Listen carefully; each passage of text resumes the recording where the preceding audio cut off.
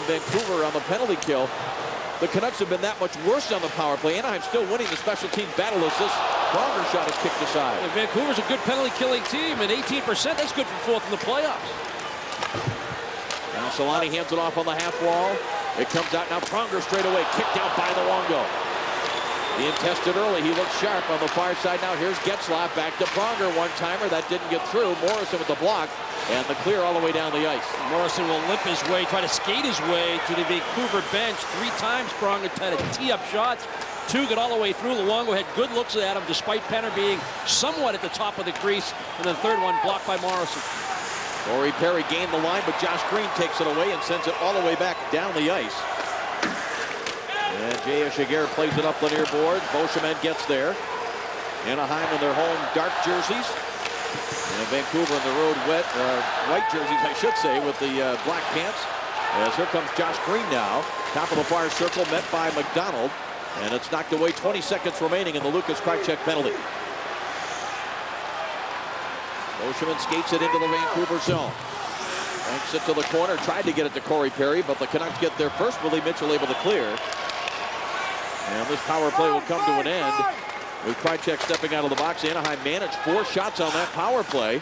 Pretty good control there. Now here comes Kunitz. Sends it in deep. It was blocked by Bieksa. He gets it back. Bieksa looking for the clear. Held in at the line. Mitchell takes a hit. Bieksa wraps it around. O'Donnell had it chopped away. Here's Naslund. Could not get by Beauchemin. And it's right back into the Anaheim zone.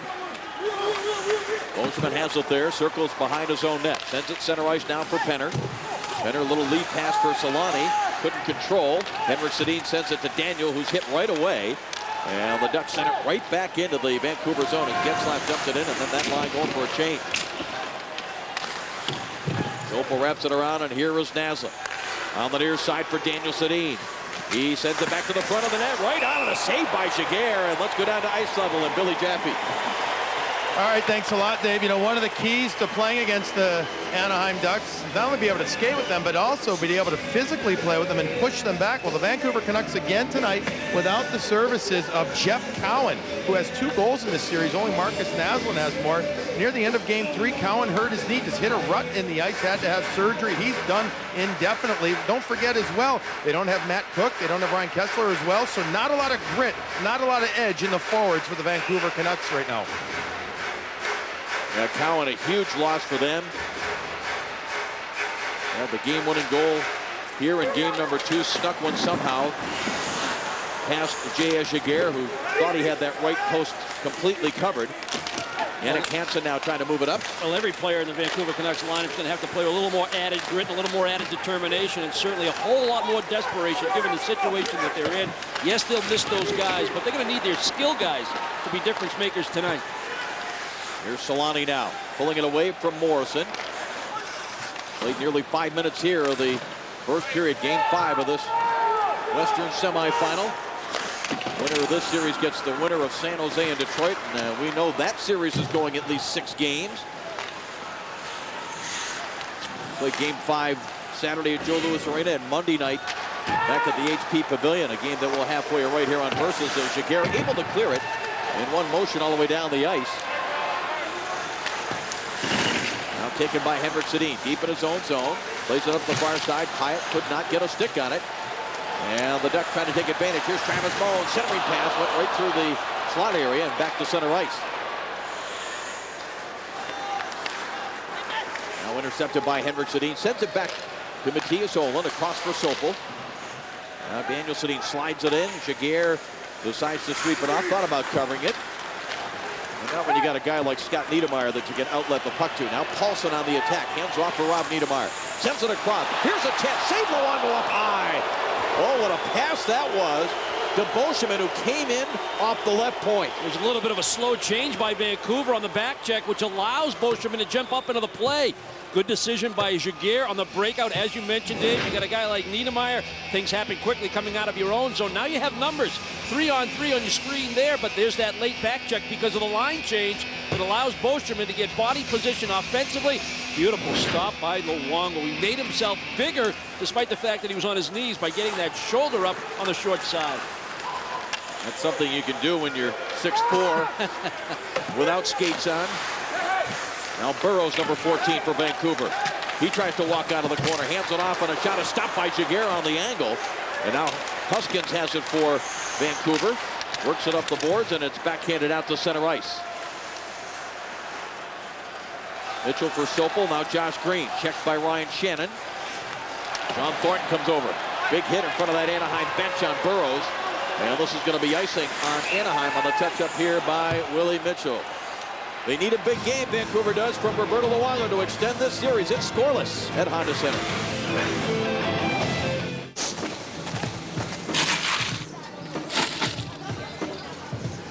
Okay, now what? Rock, paper, scissors for it? Okay, that's fair. On 3? Yeah. 1, 2, 3. I threw paper. I threw a rock. Refreshingly smooth Bud Light. Always worth it. Low 5. 300, 2 behind the leader. Perfect distance, and just to the left of the green. This is a very tricky shot. Good speed, right at it. Oh.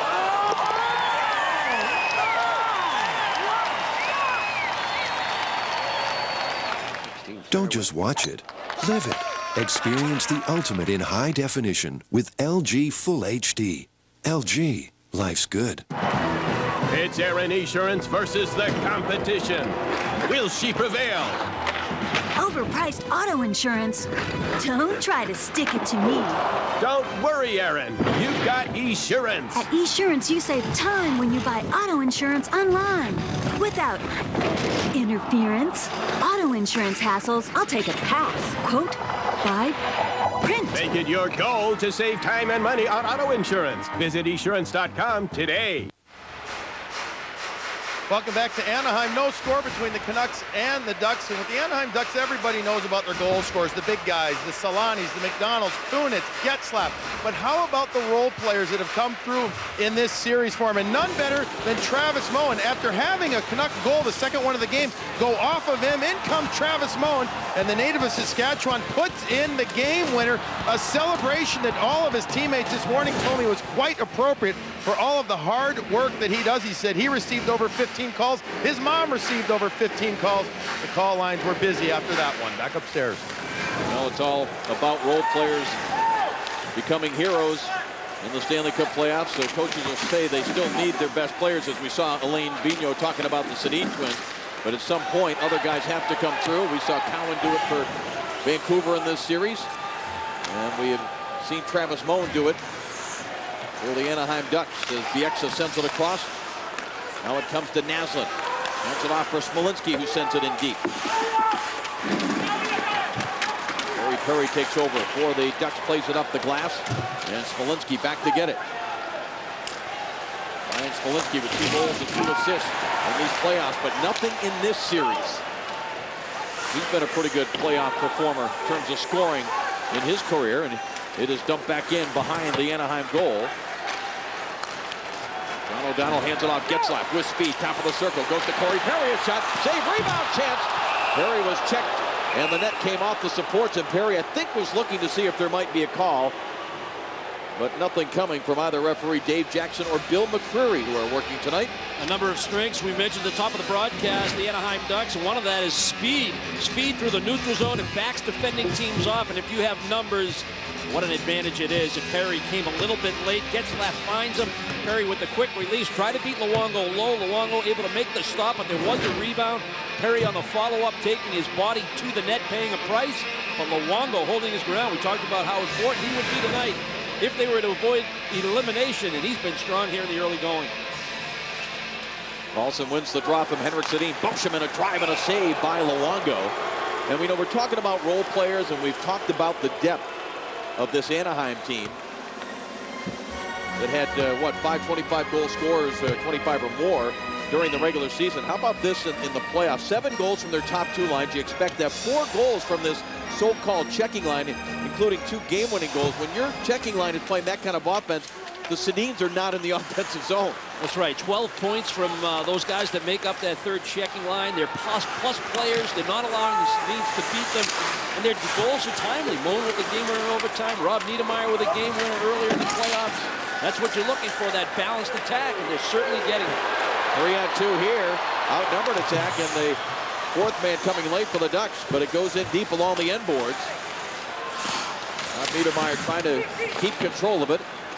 Knocked away and out to center ice. And brother Scott has it now for Beauchemin. Beauchemin hands it off now. Rob Niedermeyer waits, now dumps it in. Moan getting in on the forecheck. Luongo started to come out like he was going to perhaps get in the way of Travis Moan. That's not a smart idea. Now DePinto winds up with a shot. Saved Luongo, and it was there for a moment, but he quickly covers. You can see the impact that Chris Pronger has on all the defensemen. DePinto using that quick release. Randy Carlyle, of course, a former defenseman himself, and a very good one. Won the Norris Trophy. He's the best defenseman in the National Hockey League while he was a Pittsburgh Penguin. And he was talking about his team today, saying, look, we expect Vancouver's best game tonight. That's what they have to do. They have to play that way. We haven't played our best either. We have to elevate our game as well. Face-off controlled by the Ducks. Huskin sends it to the corner. Here's Solani looking to walk out, tries to tuck it in. And Luongo was anticipating that, and he has it covered. And, of course, Carlyle talked a lot at the beginning of this series, and he's been asked about it as the series has gone along, about the experience of last year. An Anaheim team that went to the conference final, thought things had fallen their way because an 8th seed made it to the conference final. Well, that 8th seed Edmonton had beaten a great team in Detroit and moved on as well through San Jose. And, of course, the Ducks unable to close that series out when they led 2-1. And maybe they've already learned a lesson by at least getting the 3-1 lead with that Game 4 win the other night. Well, I saw first-hander already earlier in the playoffs in round 1, a matchup between Ottawa and Pittsburgh. A lot of people like Pittsburgh to advance through that series, but you could clearly see the inexperience on the Penguins. Their first go-around in the NHL playoffs, and it hurt them going against Ottawa, who, like the Anaheim Ducks, get the valuable experience they had from the postseason a year ago. Now here's Pronger, angling it off the boards. Nice outlet here for Perry. Drops it back for Getzlaf. Nearly got through Salo.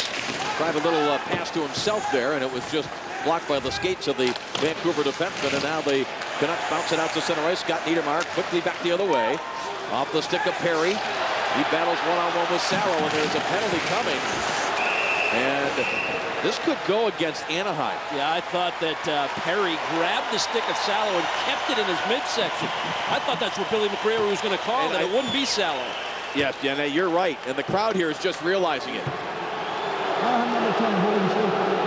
Holding the stick, indeed, is the call. Well, how about the ability to use the entire ice? No more red line in the National Hockey League. You can make plays from your own zone, turn it up quickly, indirect, find players in behind the defense, take advantage of slow line changes. Getzlaf tried that almost non-move move. Here's a good look at the penalty.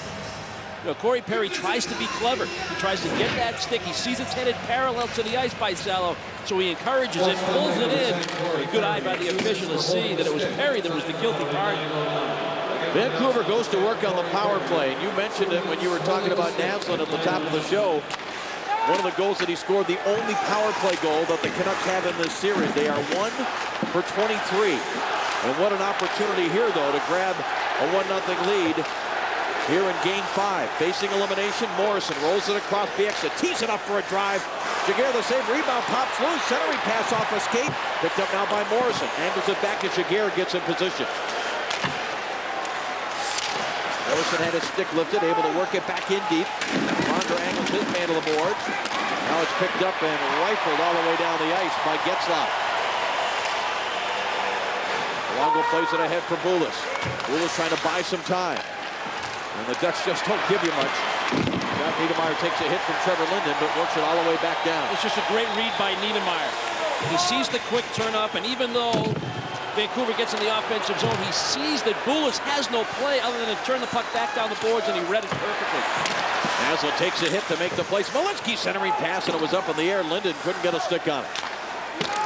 Now Salo wraps it around. Bouncing puck comes to Smolinski on the near board. Backhands it behind the Anaheim net. Scott Niedermeyer intercepts. And he'll find the opening and backhand it all the way down the ice. Just a half a minute remaining in the Corey Perry minor. Of course, it's a huge advantage to be able to skate like Scott Niedermeyer can in order to make those types of decisions. Now Naslund Drives it behind Jaguar. Far side, Boschman gets there. Moves it along to Getzlaf. Knocked off a his stick. Now Smolinski trying to win the battle here against two Anaheim players.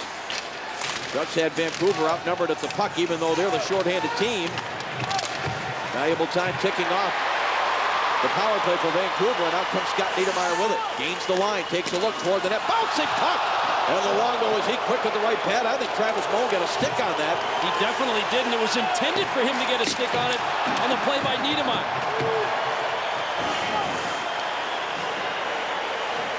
Now Scott Niedermayer, the Anaheim captain, hands it off for McDonald.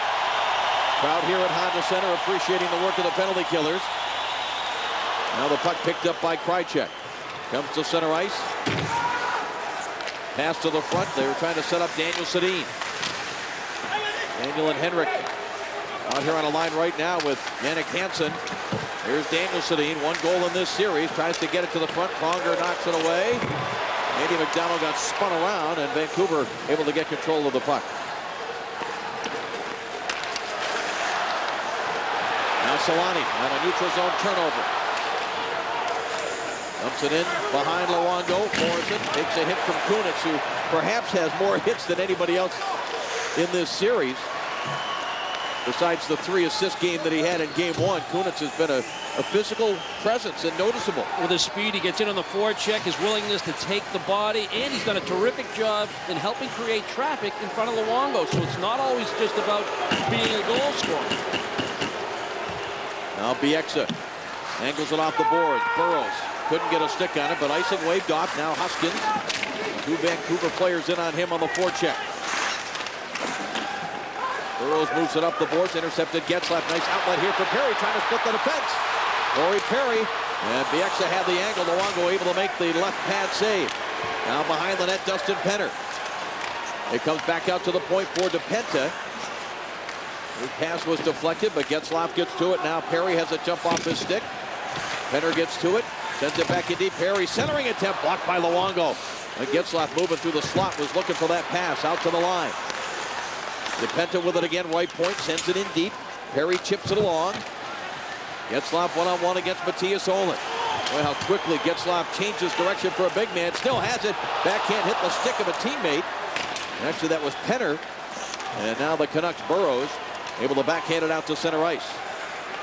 And Brandon Reed, number 37, the one lineup change that's been made by Vancouver. We haven't even been able to talk about that. Brandon Reed up from Manitoba, the American Hockey League affiliate of the Vancouver Canucks, on the 4th line, replacing Nathan Smith. Offside here. The shots are 14-5 Anaheim, but it's scoreless because of saves like this by Roberto Luongo. You're watching the Stanley Cup playoffs on Versus.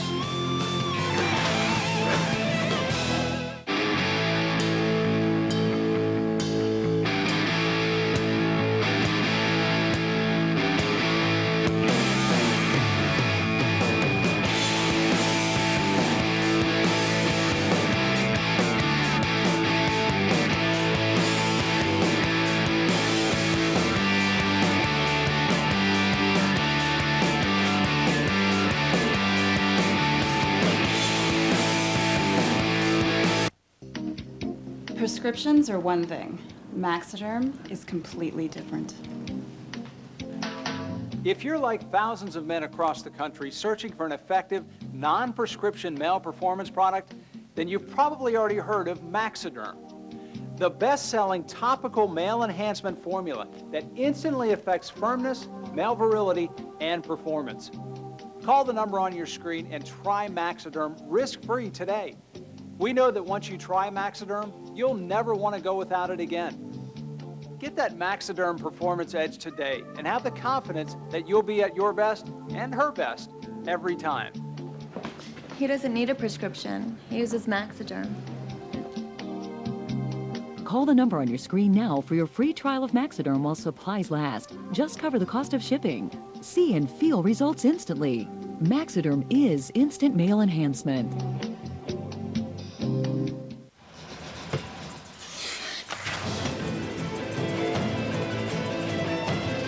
Well, the Anaheim Ducks are hoping to ride the wave of momentum that they picked up with the 2 wins in Vancouver. Beautiful Southern California day here. And Lane Vigneault I don't know how much he thinks, I'm sure not much, about historical statistics, but the Canucks all time have won 3 series when trailing 3-1, the most of any team in NHL history. Well, when you're facing elimination, history becomes your friend if you have statistics like that. You got to give your players every possible ounce of belief that they can come back and win this series. And I know the players, talking to some of them, Vancouver players, they believe, obviously, that they get through this game. They take it back to Vancouver. They feel like they can definitely win their game at home, despite the fact that they lost the last 2. Here comes McDonald. Quick shot on Luongo, the save. And that guy that has the puck, Roberto Luongo, is a big reason why the Vancouver Canucks have confidence. And he'll have to be at his best here tonight. Just under 6 minutes to go in the first, scoreless at Honda Center. Come on, Penelope, wait! We'll talk about it when I get back.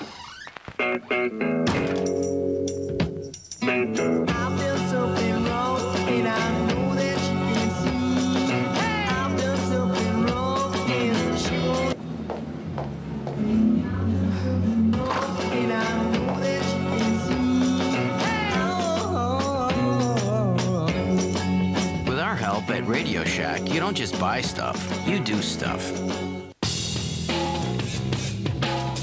When we redesigned the GMC Sierra, our engineers examined everything and overlooked nothing.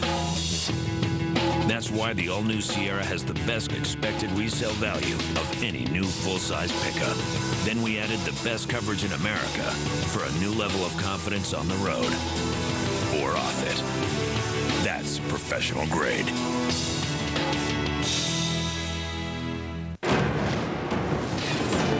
In the mountains of the Pacific Northwest, the quest for the Cup continues. With a goaltender who has put the crease on lockdown, and the twin combination of thunder and lightning, the Canucks find themselves one step closer to their dream, the Stanley Cup. Follow the Canucks' quest for the Cup on Versus and NBC, and log on to NHL.com for complete coverage of the Stanley Cup playoffs. Bill Clement at Hockey Central coming up on the Dodger Intermission Report. I'll be joined by Keith Jones and Brian Engblom to break down the first period between the Canucks and Ducks. And we'll take a look at the Red Wings' comeback win last night against the Sharks and what it might mean for the rest of the series. But first, we'll get you back to Anaheim and Dave, Andy, and Billy.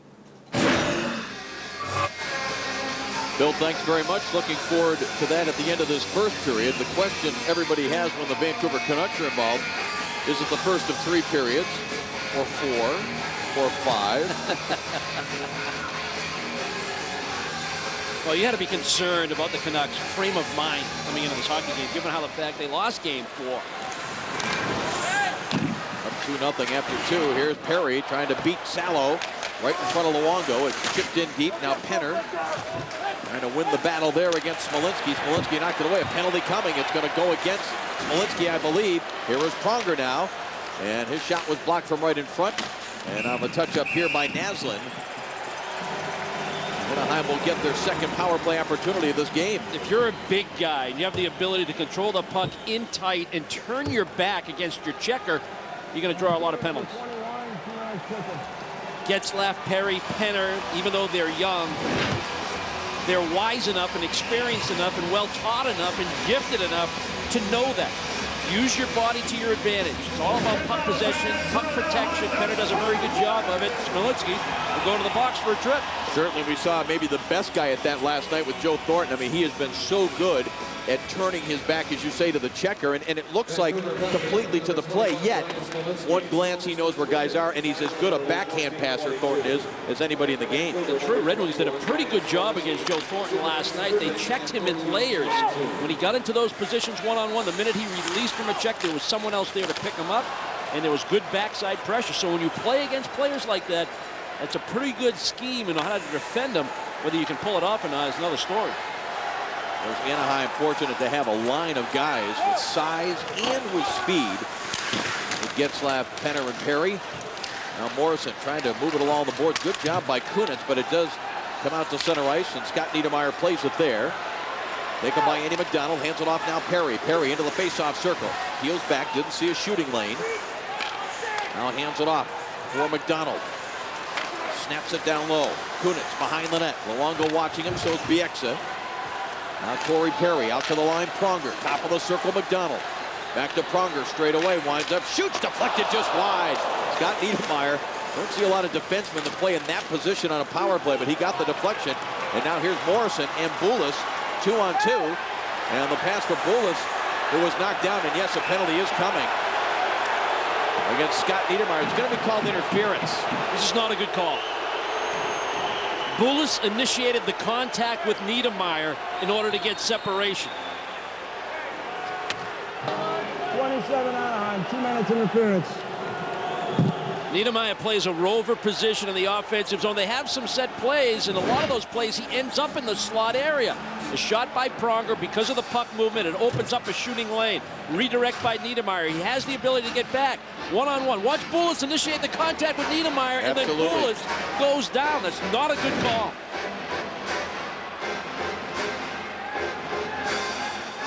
So 4 skaters aside with 44 seconds remaining. In the Smolinski penalty, a shot by Krychek well wide of the net. Now Daniel Sedin tried to hand it off for Henrik. Niedermayer now. It comes right up the middle for Paulson. It was just offside.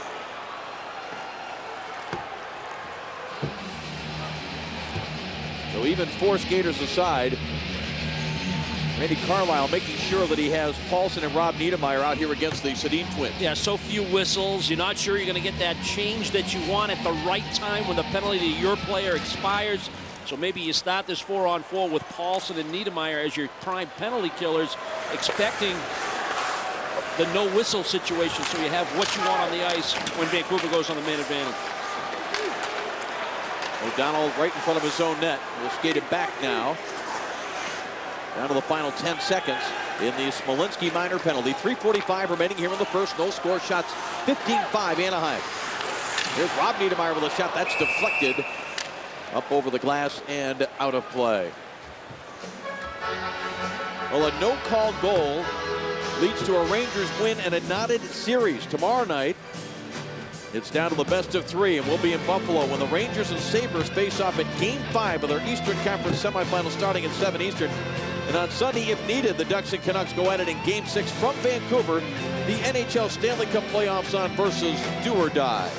The other side of that 4-on-4 situation was you had the Sedins on the ice, so you want Paulson on the ice in that 4-on-4.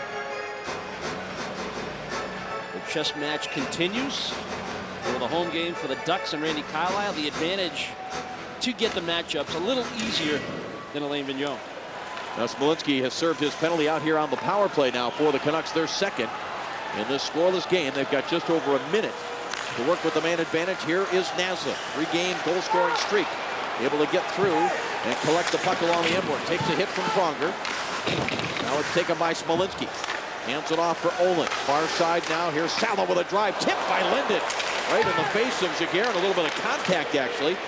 But the rushed pass by Naslund kind of flubbed out to center ice.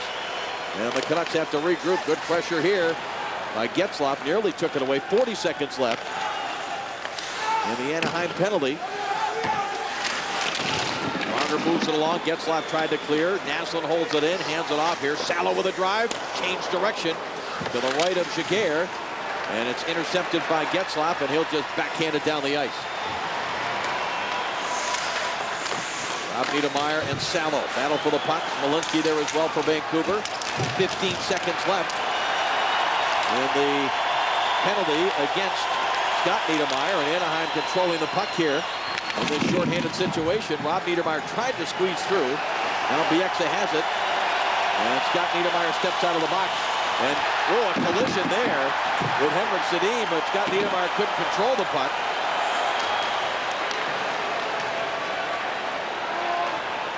Now it's backhanded off the glass by Bieksa. Ducks try to turn it right back the other way. McDonald trying to get in on Bieksa. Playing in just his second game of this series after an injury. Time of year when you have to play hurt. Morrison moves it along. And it's cleared to the line, held in. Scott Niedermayer shot, redirected by Solani.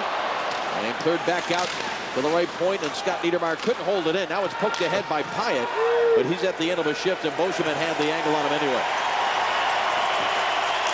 Beauchemin long pass center ice. Redirected up to the Vancouver blue line, and Krychek takes over there for the Canucks. Under a minute and a half remaining here in the first. Puck gets through Scott Niedermayer. Hansen plays it along Morrison. A touch pass for the corner. Daniel Sedin is there. Now Boschman angles it back along the end boards. Scott Niedermayer up the far side, and it's tipped out to center ice. Wayne Vigneault putting Daniel Sedin out here without his brother, playing with Morrison. Yannick Hansen perhaps trying to avoid the matchups, and an injured Vancouver player who's backed up. That's Morrison, who was shaken up behind the play, and now the linesman whistled it down. There's a little forearm shiver by Corey Perry on Brendan Morrison. Trevor Linden working the front of the net against J.S. Giguère. He's in good shape outside the painted blue crease area. Tries to get a piece of it. It's Giguère that gets a piece of it with the left arm. Giguère was looking for a little body contact penalty call. Net cam view. Linden's trying to get free of Giguère, away from him. Some separation to try and jump on that loose puck. Coming into this game 5, Giguère and Luongo had faced almost the exact number of shots in this series. Remember, Luongo was pulled from a game. That was game 1 of this series after he gave up 4 goals. But Luongo had stopped 118 of 129, while Giguère had stopped 121 of 128. So 1 shot different in what they faced, but Giguère that much more effective.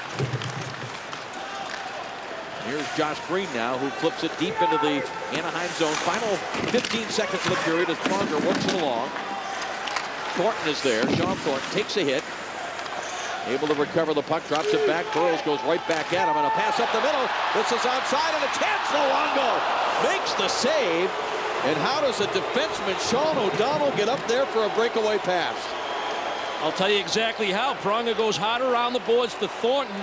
The breakout looks like it's going to be up ice. O'Donnell, with some clock recognition and knowing he has Pronger as a safety valve, decides to jump up into the play. When the play stalls at the defensive blue line for Anaheim, O'Donnell's still up ice, and Pronger, with a great vision, zips it up there. That's a D-to-D pass.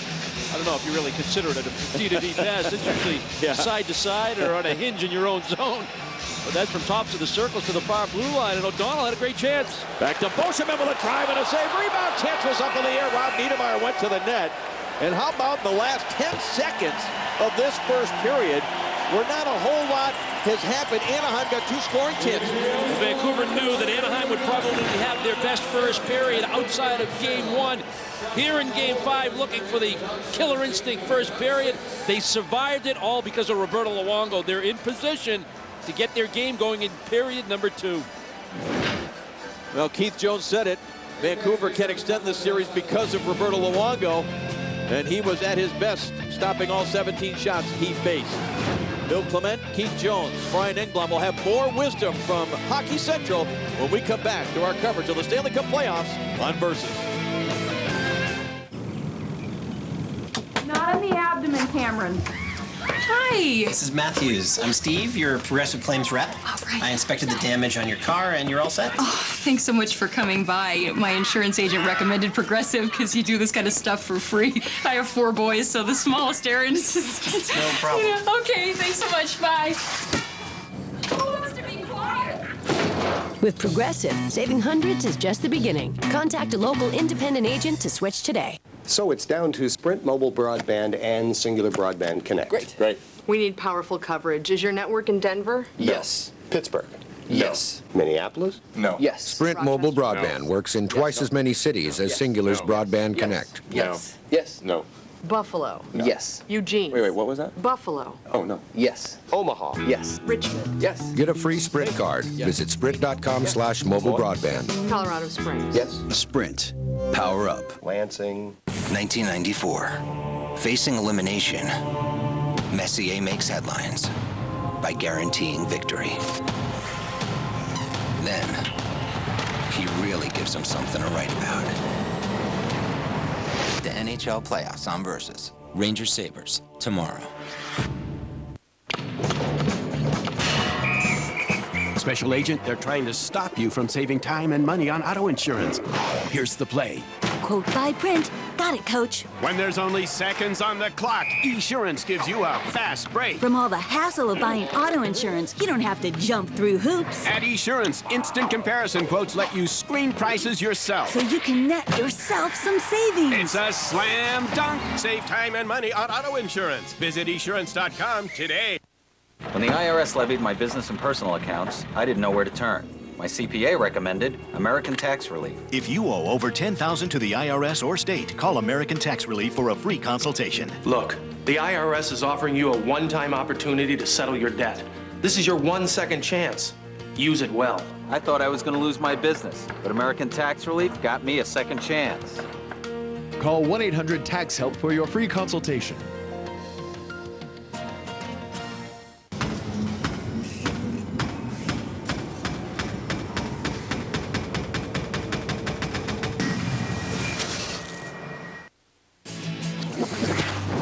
The NHL Stanley Cup Playoffs on Versus is brought to you by the all-new 2008 Dodge Avenger, the perfect combination of innovation, bold style, and spirited performance. Dodge, official vehicles of the NHL.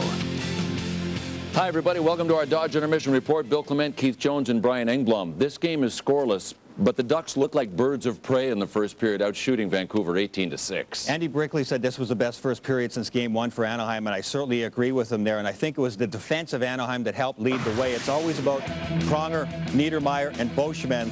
And on the power play, especially early, look at Niedermayer getting down low. That's when he really opens things up and gets them moving, gets them generating some offense.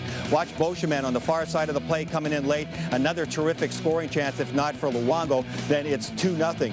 And then the forwards finally get in and things start to open up. You can see when the defensemen start everything, it gets the Vancouver Canucks pushed back. Then the forwards of Anaheim seem to get themselves generated too. It creates spaces in between, and Anaheim was really good in that first period. The forwards and the defense for Vancouver, it's time to wake up. Roberto Luongo stood on his head in that period. 18 shots on goal. Tremendous opportunities for Anaheim. The rest of the Vancouver Canucks weren't around. Look at the rebound opportunities.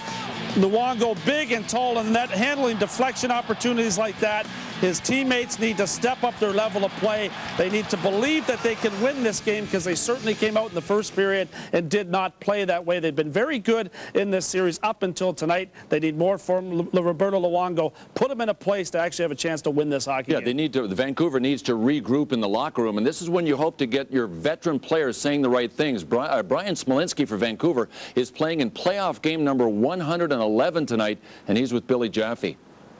All right, thanks a lot, Bill. Brian, the psyche of your team coming into this game after that tough loss the other night was what? Well, that was obviously frustrating. You know, you play well and you don't get rewarded, but you know, it's for us, it's backs against the wall. It's no different than any other, and you know, we better wake up a little bit. We'll be done. You know, besides Roberto Luongo, who seems to have woken up early in this one, what do you guys got to do to get your game going? Well, you know, they're doing a pretty good job. They're forcing the issue and, you know, playing pretty loose, you know, which they deserve. But, you know, I think if we settle down, you know, Louis has been great for us. Trying to keep him on the outside. If we get some more chances, I think we'll get our bounces. But, you know, we got to play hard. We got to play like we want to win. All right, thanks for joining us here. Good luck in the second and third. Thanks. All right, Brian Smolinski here. Bill Clement back in the studio. Billy, thank you very much. The other series in the Western Conference last night, the Detroit Red Wings shocked the Sharks in San Jose. When we come back, we will tell you about it. We do have a confirmed sighting. Copy that. Black SUV. We don't have a visual.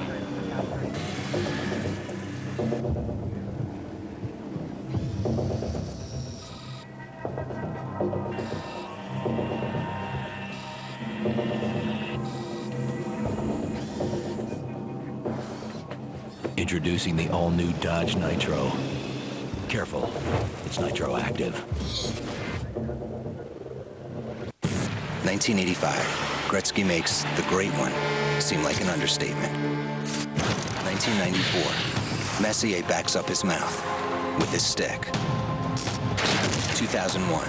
Stanley Cup engraver finally has to learn how to spell Bork. 2006. Doug Weight separates shoulder, lifts cup with his heart. 2007. The NHL playoffs on Versus. Rangers Sabres tomorrow.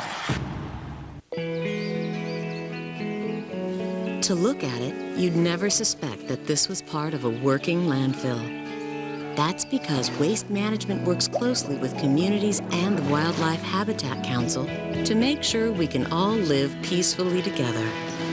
Today, our landfills provide more than 17,000 acres of protected land for wildlife habitat. From everyday collection to environmental protection, think green, think Waste Management. That hurt? Nah. You're all right. We'll put a little ice on it. It's no big deal.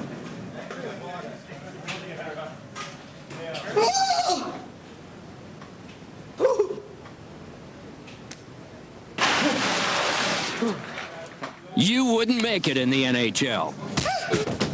But you can get inside with VCast. Watch highlights, interviews, and everything hockey. Exclusively from Verizon Wireless.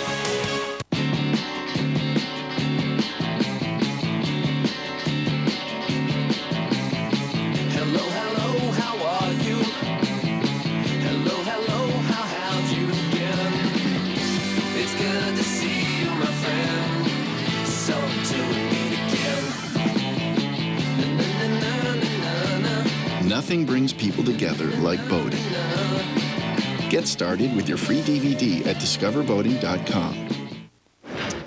Last night in San Jose in overtime, the Sharks tried to clear the puck. It didn't get out. So the Detroit Red Wings on a power play on the strength of a Matthew Schneider shot evened their series at 2-2. There was fallout after the game in the press conference. Ron Wilson, the head coach of the Sharks, said, I need a couple of guys to wake up in the series or it's going to be over. The same people in the same position let their teammates down. He was referring there back to Game 2. They have to look in the mirror and say, I got to do a better job. I'm letting my teammates down. Now, the line that was on the ice was Pat Rissmiller, who Ron Wilson pretty well alibied in the press conference. The other two guys he did not, Patrick Marleau and Billy Guerin.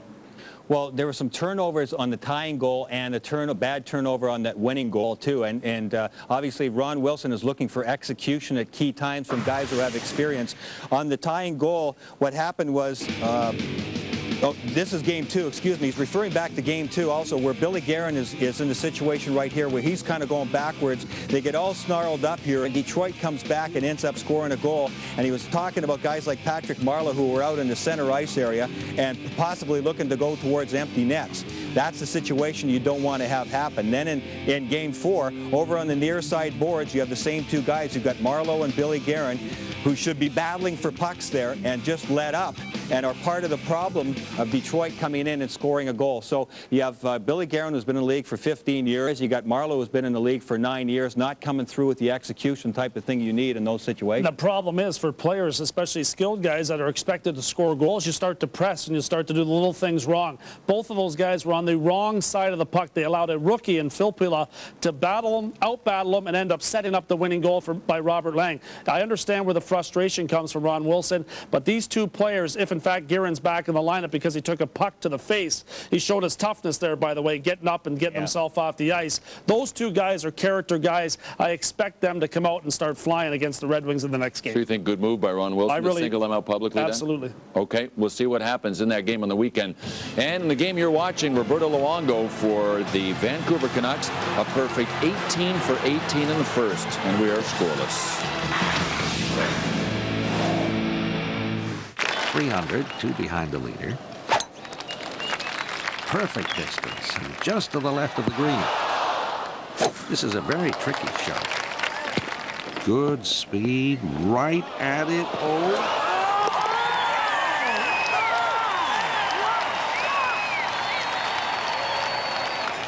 Don't just watch it, live it. Experience the ultimate in high definition with LG Full HD. LG, life's good. He's there with all the love in his heart. Fell so madly in love. It was love at first sight. You know, she tells me she loves me more and more every day. He loves me. I love him for exactly who he is. I mean, that's what love is. Love is wonderful. eHarmony.com. On 10-game road trips, sportscasters like me and the skipper depend on Motel 6 for a great rate and plenty of post-game shutout. So we don't miss 1 second of the action. Try the decaf, skipper. We'll leave the light on for you. I need that back, Bob. There are times you gotta ask yourself, do you think you've got the torque, or do you know you've got the torque? Get Q Torque Power for trucks. Heat activated to help more torque reach the road. No leading synthetic oil delivers more torque than Q Torque Power. Jared here with basketball all-star Tony Parker. In the delicious footlong Subway Club, less than a third the fat of a Whopper with a lot more food. Fills me up so I can take it to the hoop. Less fat. More food. Less fat. Hey, Jared, have you seen my championship ring? Oh, wow. More food. Subway. Eat fresh. Prescriptions are one thing. Maxiderm is completely different. If you're like thousands of men across the country searching for an effective, non-prescription male performance product, then you've probably already heard of Maxiderm, the best-selling topical male enhancement formula that instantly affects firmness, male virility, and performance. Call the number on your screen and try Maxiderm risk-free today. We know that once you try Maxiderm, you'll never want to go without it again. Get that Maxiderm performance edge today and have the confidence that you'll be at your best and her best every time. He doesn't need a prescription. He uses Maxiderm. Call the number on your screen now for your free trial of Maxiderm while supplies last. Just cover the cost of shipping. See and feel results instantly. Maxiderm is instant male enhancement. And welcome back, everyone. For you fans playing NHL.com's Quest for the Cup, tonight's code word is Jersey. And if you'd like to launch your own Quest for the Cup, just log on to Versus.com or NHL.com. Anaheim's Quest for the Cup, if they can win tonight, how about a California day off? Heck, how about a couple of days off? I'll take it. Do I ever want to be there right now?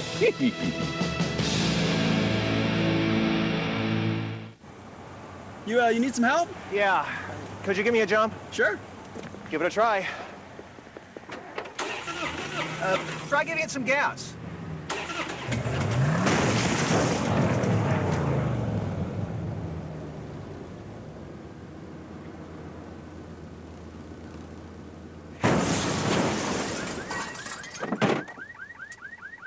Thanks.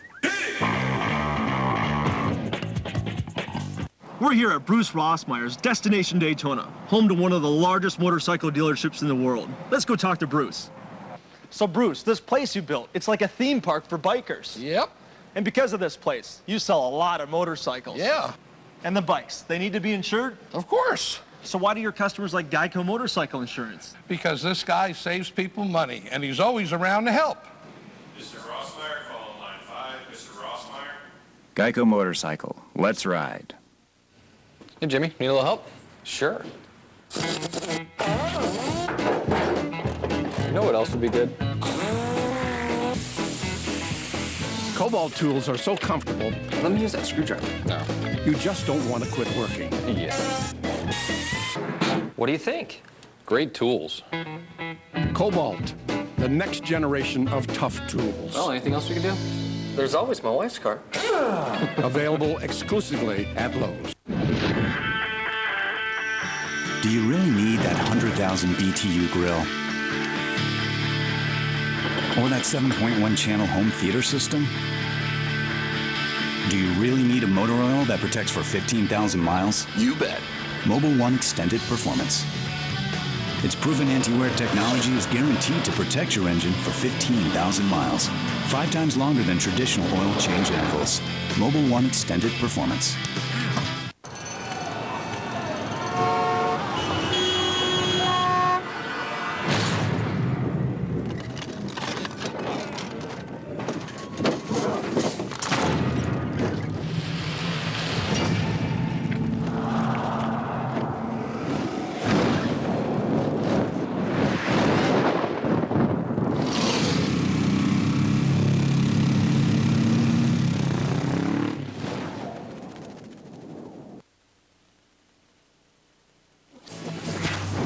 The NHL Stanley Cup playoffs on Versus is brought to you by the all-new 2008 Dodge Avenger. The perfect combination of innovation, bold style, and spirited performance. Dodge, official vehicles of the NHL. Welcome back to Honda Center, Southern California, and our continuing coverage of the Stanley Cup playoffs on Versus. Dave Strader along with Andy Brickley and Billy Jaffe. Let's take a look at some chances for the Ducks in the first period. Well, Anaheim came out and really established just about everything they wanted to. The forechecking game, they were physical, they skated, they activated their defense. Pronger and Niedermeyer, Boschman all involved. Penner had the first chance. That was put in play by Solani and Pronger. Again, Pronger involved on the O'Donnell chance. And then right at the end of the period with a Paulson face-off win, Boschman with another chance. Take a look at the numbers. Don't always tell the story. I think they do in this case. 17-6 shot advantage.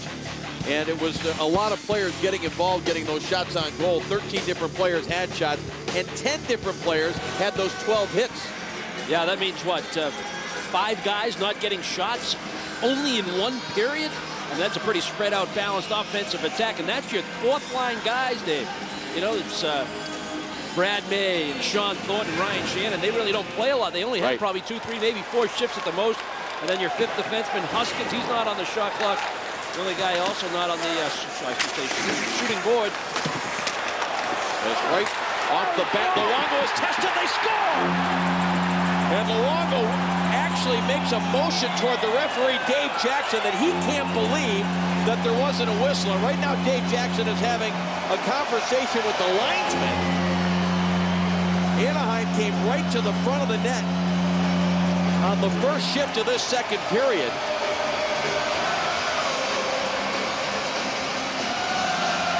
The last sentence of my thought was the only other guy without a shot was Sammy Paulson. And Paulson's on the ice right now. Let's take a look at what the big beef is by Vancouver. They want goaltender interference, perhaps? I'm not sure. That puck was free the entire time. Travis Moan, he's trying to find that puck. He gets smothered by Bieksa. This Luongo, that puck is not tied up. Maybe they felt it was tied up right at that moment, but I don't believe it was. It was still loose the entire time. They just keep pushing and shoving and freeing that puck up, take the puck to the net, bodies everywhere, and finally the puck was snapped home.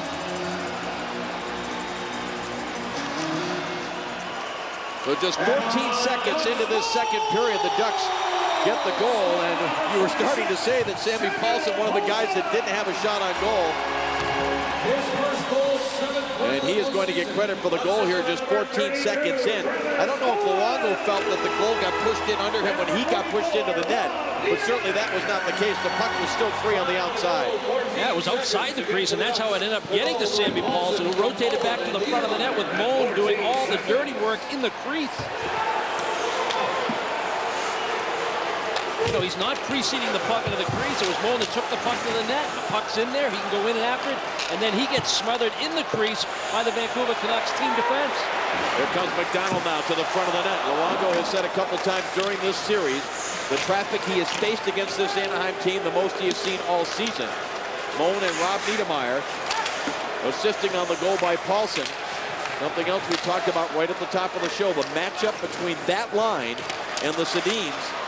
And when that line is providing offense, that is the 5th goal they've come up with in this series. They're not only getting the benefit of their offense, but the Sedins can't do any damage at the other end. And Anaheim has a 1-0 lead just 14 seconds into the second period on their 20th shot. Getzlaf drops it back to Solani.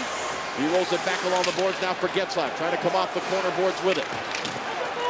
Matthias Olin. Beat to the puck there now by Penner. I think Olin's going to get a penalty. There wasn't much contact, but enough to draw the attention. Delayed call. Here comes Anaheim again. Back to the line. One-timer, Pronger. Don't know if that got through to Luongo. But a holding call is coming here against Vancouver. Again, using your body to protect the puck. It draws penalties. Let's go back to the goal scored by Sammy Paulson. His first of this year's playoffs, 5th in his career. This Niedermeyer, he goes back to Moan. Moan's going to take the puck to the net. 5 white jerseys smothering Travis Moan. Sammy Paulson comes in, right side of your screen. Opportunistic, a smart hockey player. Knows where to be, understands timing, understands positioning, understands leverage. Knows the game, very good with angles. That's why he's such a great defensive player. He's strong, he competes. And then Penner, using his big size, he draws that penalty to Matthias Olin. Vancouver penalty number 2. Got Niedermeyer, tried to get it toward the net. It was blocked up over the glass and out of play. Let's go down to Billy Jaffe. Thanks a lot, Dave. Hey, you and Andy have been all over it. When I talked to Dave Farish, assistant coach for the Ducks, he said, you know, we had a start that we really wanted. He liked the way the team was focused and the way that they were aware of their duties. But more importantly than anything, he said, you know what, for the only thing we might want to improve on is getting guys to the front of the net quicker. We've been there, but maybe needing to get there quicker, and they did that on that goal, guys. He certainly did, and the shot advantage is now 20-6. So 3 shots in this period. All to the Ducks. They're going to get another one here from Perry, and he fires it just wide. And perhaps that's not a shot on goal because I don't think Luongo had to get a piece of it. Boy, what a great chance there for the Ducks to go up 2-0. Around the boards, and Burrows could not get it past Scott Niedermayer, who was run over by Bieksa. Now it comes to Pronger. Scott Niedermayer right back up, though. That's what Vancouver has to try to do more of. A shot here was stopped by Luongo. Behind the net, Kunitz hands it off for Perry. Out to the line, Pronger, a one-timer, and that sails wide. Now Perry back to the line again. Here's Pronger with it. Looks across for Scott Niedermayer. Takes it here, rather that's McDonald walking it down the boards. Hands it off now for Perry. Perry top of the circle, back to Pronger straight away.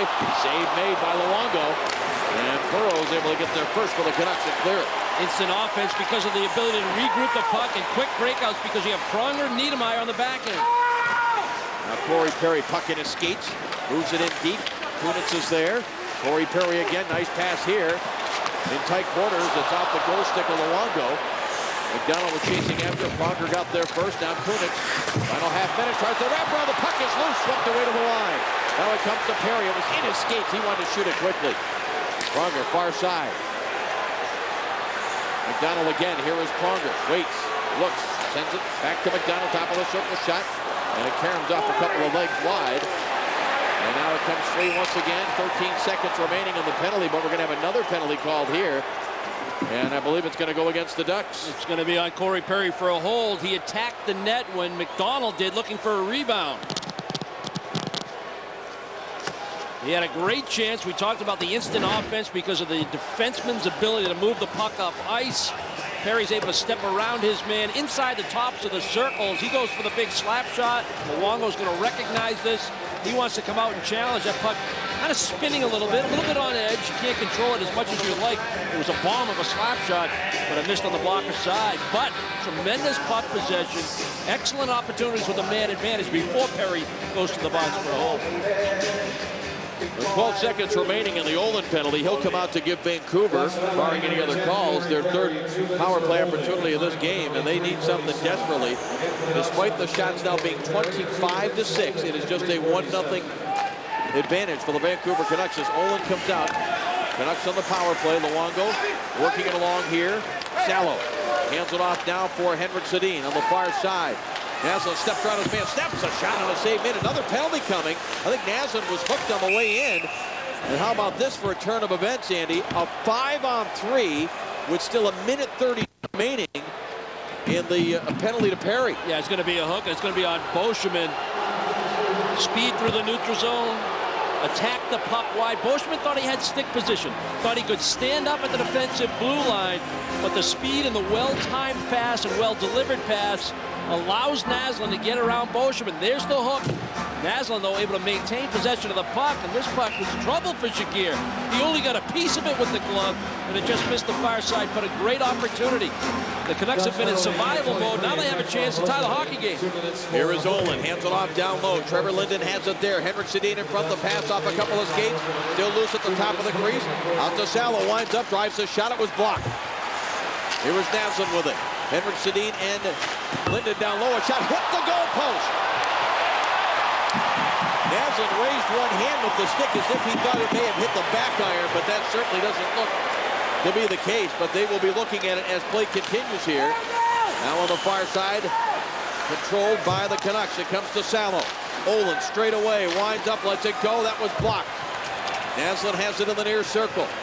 Naslund takes a look to the front, snaps a shot, saves Shakir, rebound, goes wide. Now Linden plays it around for Olin. 40 seconds left in the 5-on-3. It comes to Olin, quick shot to the net. Very aggressive save by Shakir. Now Salo winds up, hands it off for Naslund, pass to the front of the net, hit a couple of sticks, hit a couple of skates, then in behind the net. Now it comes to Trevor Linden. Linden in the far circle. Takes a look, right-hand shot goes to Salo, and it missed his stick. And it's out to center ice, and Paulson is going to try to make a change. That's a little bit of a risky play. Olin a shot, the save by Jaguar. You see the struggles of this Vancouver power play, especially on the road. Naslund, top of the circle, drops it back. Olin takes a look, far side, one-timer on the way, saved by Jaguar. Did that hit Smolinski? It was screening in front. Perry comes out to make it a 5-on-4 with 25 seconds. Naslund drops it back, Smolinski. Lost control of the puck. Corey Perry will get to it, and he will send it all the way down the ice. And they need a big performance from the next defensive pair to step on the ice because Pronger and Niedermeyer out there for the entire 5-on-3 kill. Travis Moan gets to it. He'll skate it around, send it out to center ice just as Postman comes out of the box. He tried to get a stick on it.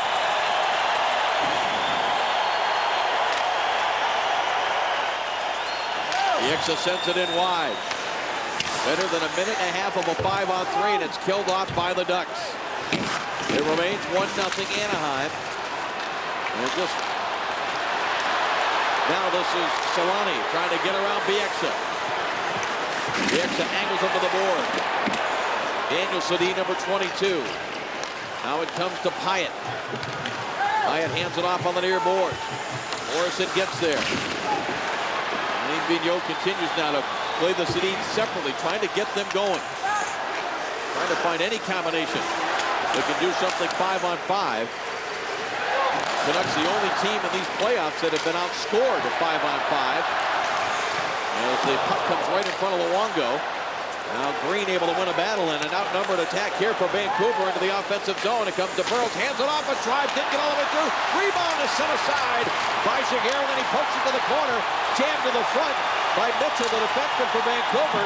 But the Ducks get to it, and it's lifted by Sean Thornton back the other way. Now picked up by Brad May, and I believe this had been whistled offside.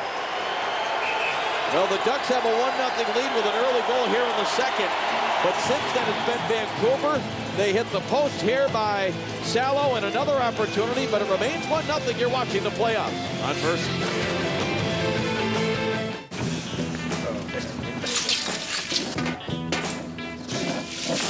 Sorry, dude. Only got one left. Hey, I'm gonna grab some nachos. Walter! Watch my Bud Light, buddy.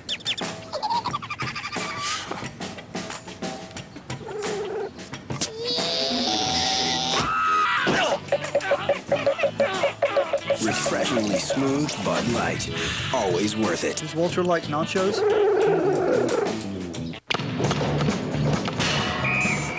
Special agent, they're trying to stop you from saving time and money on auto insurance. Here's the play. Quote by print. Got it, Coach. When there's only seconds on the clock, Esurance gives you a fast break. From all the hassle of buying auto insurance, you don't have to jump through hoops. At Esurance, instant comparison quotes let you screen prices yourself. So you can net yourself some savings. It's a slam dunk. Save time and money on auto insurance. Visit Esurance.com today. Come on, Penelope, wait!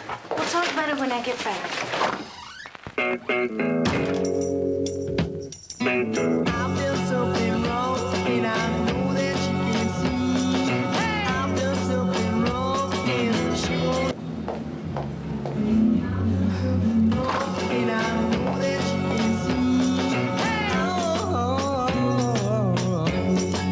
With our help at Radio Shack, you don't just buy stuff, you do stuff. Welcome back to Honda Center. 1-0 the score. Ducks over the Canucks. I'm on the bench with Andy McDonald. Andy, it seemed like you guys had the momentum. You had great first period. You scored that goal early on. What's happened, though, in the last few minutes? Vancouver's right back at it. Well, I think we've gotten away from getting the puck in behind the defense. We've had a few turnovers. But I think we had a good first. We came out pretty hard, and we had some momentum there. We just had a good penalty kill, so hope we can build off that. Thanks a lot, Andy. Good luck. Thanks a lot. All right, Dave, take it away. All right, thanks very much. The lead offside, it's waved back out to center ice. Here come the Canucks. A couple of sharp college guys there. Andy McDonald, of course, from Colgate. Bill Jaffe from Michigan, sitting next to Andy Brickley, who went to UNH. Like a college reunion here. This play is offside at the Vancouver blue line. I know you feel inferior around us. Wouldn't say that about my alma mater of UMass Amherst. But Only goal of this game. We won't get into how many years we attended these schools, by the way. Sammy Paulson, the only goal so far in this game, 14 seconds into this second period. Ducks trying to close out this series and advance to the conference finals for the second year in a row. And that hasn't been, well, it's never easy, but especially in this more parity of the NHL as Rob Niedermayer is stopped by Luongo on a rush. Now here's Paulson with it. Paulson being bothered, able to get it along to Rob Niedermayer, out to the line. Scott Niedermayer across for Boschman. Back on the far side, Scott Niedermayer, long shot along with the save, and Paulson trying to chase it down. Here's Travis Moan, this line again, doing it in the offensive zone. It comes back straight away. Scott Niedermayer's shot was blocked by Bieksa, and it's lifted by Marcus Naslund back into the Anaheim zone. And you saw who was on that 2-on-1 with Rob Niedermayer. It was Scott Niedermayer. After he made the play in his own defensive zone to start the breakup. Marcus sent in on Luongo. He'll handle that one easily. Shot number 28. Jaguars had to face only 11. Delayed offside here, and they'll wave it off as the Canucks went back and tagged up. Now it's driven back down behind Luongo. He stops it there. Mitchell off the end boards for Salo. Up the right wing side now. Trevor Linden fans on it, but regains control. Linden backhands it up into his own bench accidentally and out of play. You mentioned just the 11 shots on goal for Vancouver. Just before we went to break, that one shot that does not count as a shot on goal, rifled off the post. I thought it got a piece of Sedin on the drive by Salo. And then the follow-up, it was a slow line change by Anaheim, their top line, that led to numbers for Vancouver. 4-on-3 that turned into a 3-on-2. Jaguar making his most important save of the night to keep it a 1-0 hockey game. And then he used his stick with a quality poke check to keep the play away from the front of the net. Kunitz with a shot that was blocked by Salo. Kunitz regains control. Hands it off far side. They're looking for Solani, but the shot instead by McDonald, and it up on the netting and out of play. And the face-off, Bill McCurry says, will be right in the Anaheim zone. Well, again, the penalty killing for Anaheim, huge. 1-goal game, a lengthy 5-on-3 for Vancouver. Niedermayer, Pronger on the ice the entire time. I'll tell you, if you're a forward like a Timo Solani or anybody that's got offensive skills, you're allowed to think offensively in more cases than other teams because of those two guys on the back end, along with Boschman. The comfort knowing that you have those guys back there elevates your offense and your confidence level. Canucks right back the other way. That faceoff was in the Vancouver zone, offensive zone for Anaheim, but right back the other way, trying to get going on the offense is Penner, backhands it in. Sokol under pressure there from Getzlaf, who got in on the forecheck. Now Penner angles it off the boards. DePenta doesn't shoot, goes to Huskins. He winds up, tries a shot to the side of the net. May have actually been a pass intended there for Penner. There's Penner again, gets the shot on the angle. Luongo the save. Huskins moves in, sends it back in deep. Perry has it. Randy Carlyle getting some time in the offensive zone while he has his third defense pairing of Huskins and DePenta out there, but now the Canucks get it to the neutral zone. And Smolinski kicks it ahead, but it's knocked away. And boy, the Canucks were almost caught there on a bad change. Huskins gets back to get it now. Now it comes center ice for Travis Moan, the Game 4 hero, hoisted across to the left of Luongo. Rob Niedermayer in on the forecheck. Travis Moan gets in and puts on a hit. Now Moan goes back to the right point with it. Scott Niedermayer across for Boschman. Boschman fakes, changes the angle, lets it go. It didn't get all the way through. Recovered by Krychek behind his own net. And Krychek starting it back. Hands it off for Naslund. Thought he might have had a teammate offside. Wheels back, dumps it behind Jaguar. Now it comes to Moan. Just backhands it down into the Vancouver zone. Canucks Bieksa has it there. Does not connect there with Yannick Hansen. No icing. They wave it off. Very vocally to make sure the players know. Now Kunitz. Quick little move in his own zone. Scott Niedermayer now for Andy McDonald. Wink wide, hoping for Solani. Luongo out to knock it away. Now Solani battling with Mitchell. Held in by Pronger at the point. Hoists it up on the glass. Here Solani centering pass off a skate, and Luongo may have had to make a save. Now Kunitz again out to the line. That was anticipated, intercepted. And Josh Green dumps it into the Anaheim zone. Kunitz clears it along. Solani failed to get it out. Here's a quick shot. Bouncing puck. Shigera the save. And it comes just wide. O'Donnell gets a stick on it. Now Kunitz trying to come out with it. He eventually gets control and just taps it into the Vancouver zone. Sopel knew he had help behind him because of the line change by Anaheim and a line change by his line mate, so he had a chance to stand in and keep that play alive. Good decision. Intercepted neutral zone. Scott Niedermayer tries to send it across. Crowd wanted a penalty there, but nothing coming from either Bill McCurry or Dave Jackson as far as the penalty call.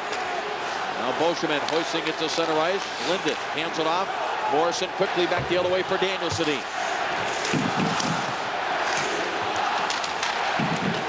Now Getzlaf drops it back. Beauchemin takes off the back pressure from Linden. Sends it ahead for Dustin Penner. Penner gets in, puts a hit on Sopel. Just over 7 minutes left in the second period. Getzlaf tried to slide it out to the point. Gets it back down to Perry. Centering pass intended for Penner. Just tipped away by Sopel. Corey Perry again. Morrison runs into him. Perry chips it back. Now Penner behind the net. Battling against Sopel. Gets a shot away. Luongo had to make a save on the angle. Scott Niedermayer holds it in for Getzlaf. Getzlaf drops it back now. Corey Perry in deep. Sopel runs into him. Now Dustin Penner again back to the action. Tried to dump it in front. Matthias Olin hands it off on the far side. Quick move by Bulis to the center of the ice. But quickly converged upon, and back comes Anaheim. Getzlaf, stick handles, keeps it on the backhand, slides it in. Luongo the save. Like Vancouver just doesn't have the puck very much. Well, they don't have an answer for that line here in the second period. The big guys, the young kids, Getzlaf, Perry, Penner, protecting the puck so well. Good decisions. Using their body to such an advantage in Vancouver. All they can do is try and contain. Here comes Brandon Reed, gets a shot away, and Shakir the save. Rick Bowness, assistant coach for the Vancouver Canucks. Visit with Billy Jaffe when we return to our coverage here on Versus. Introducing the all-new Dodge Avenger. Commence heat-seeking missile test. With a heated cup holder.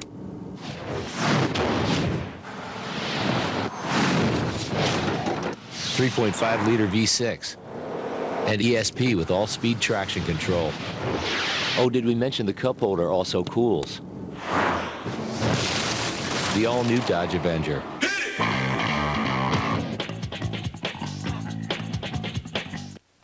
Hey, you want to see something cool? Now you can hang out with an NFL quarterback. Hey, I'm coming to your house. Fathead is a larger-than-life limited edition wall graphic that brings all the NFL action right into your home or office. Fathead is huge. That's how big a Fathead is. Just peel and place. Fathead is easy to put up and can be moved over and over. Coolest thing is, put it on the wall. You don't like it there? Peel it off. Put it on another wall. Too big and real for stores. Fathead.com's where you can also find all your favorite players and teams. Officially licensed by the Collegiate Licensing Company, NASCAR, the NBA, the NFL, and Players Inc. Fathead is the coolest thing out right now. You get a fat head. Fathead are for true NFL fans only. Take those posters off the wall, kick them out, and put on Fathead. Fathead. Go big. Real big. Did you call me a fathead? Hello, people in TV land, get a fathead. 5:56 remaining here in the second period. I'm with assistant coach Rick Bowness from the Vancouver Canucks. Puck possession has been so key tonight for the Anaheim Ducks. What do you guys have to do better to keep it off their sticks? Well, right now our gap between our forwards and our D is absolutely huge. And you saw the last play, we're breaking out. We got three guys up here. We've got to tighten up our gap between our forwards and our D, and then we're going to be able to put some back pressure on them on their attack. And also we're going to allow our D to stand up, take it out of their hands, and then it's up to us to go back, win some battles, win some races, put it back in the hands of the forwards, go on the attack, and hopefully spend a little bit more time up here. All right, thanks for this. Appreciate it. All right, guys, thanks very much. And you hear coaches talk about that gap a lot, the gap between the forwards and the defense. And right now, Vancouver looking to tighten that up a little bit. Yeah, basically saying, let's win the battle of the neutral zone, because when the puck's in our end and you have those big bodies and skill guys out there, we're going to waste too much energy trying to get that puck back. We're down a goal, elimination game. We need the puck more. Gap control becomes key. If you have that, he's exactly right. The defense stand up, back pressure's there, you create the turnovers, and then you have the puck. But again, Vancouver's going to start doing more things with the puck once they get it. Now Danielson poked away by Kunitz. Solani on the counterattack, using his speed. Boy, he had his skates moving there, but just lost control. Willie Mitchell for Morrison, now for Linden. Back to Morrison. Morrison and Linden playing with Danielson. Now we come to the Daniels side of the net. Hands it off Morrison, tried to tuck it in front. And picked off by Solani. It goes to McDonald. He's got Kunitz with speed. Now the late man coming. Solani with a drive and a glove save by Luongo to keep it at 1-0 in favor of Anaheim on a second period goal by Paulson. Stay with us. Bill Clement and the guys from Hockey Central. On the other side of this, you're watching the playoffs on Versus.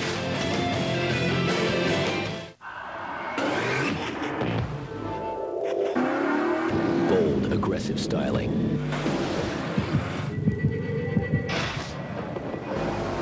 Incredibly precise handling. Electronic stability program. 5-speed auto stick transmission. Dodge Charger SXT. It has the power to make anyone emotional. An important message from Sprint. You know the feeling. You can't take care of business the way others do. It's called connectile dysfunction, a condition caused by inadequate broadband coverage. The cure? Sprint Mobile Broadband. It works in twice the cities of Singular's Broadband Connect, so you can be you again. Get a free Sprint card. Visit sprint.com/mobile broadband. Sprint. Power up. In Anaheim, the quest for the Cup continues. After 14 grueling seasons pursuing one dream, the Finnish Flash won't back down. Now with Scott and Rob Niedermeyer providing the power, the high-flying Ducks are one step closer to their ultimate goal, the Stanley Cup. Follow the Ducks' quest for the Cup on Versus and NBC, and log on to NHL.com for complete coverage of the Stanley Cup playoffs. Bill Clement at Hockey Central. Coming up, Keith Jones and Brian Engblom join me for the Verizon Wireless Intermission Report. We'll analyze tonight's game and take a look at the Eastern Conference, where the New York Rangers have the top-seeded Buffalo Sabres knotted up at 2 games apiece. You'll see us again at the end of the period, but right now, back to Anaheim and Dave, Andy, and Billy. All right, Bill, thanks very much. 4.5 remaining here in the second period. Ducks with a 1-0 lead. Lead the series 3-1.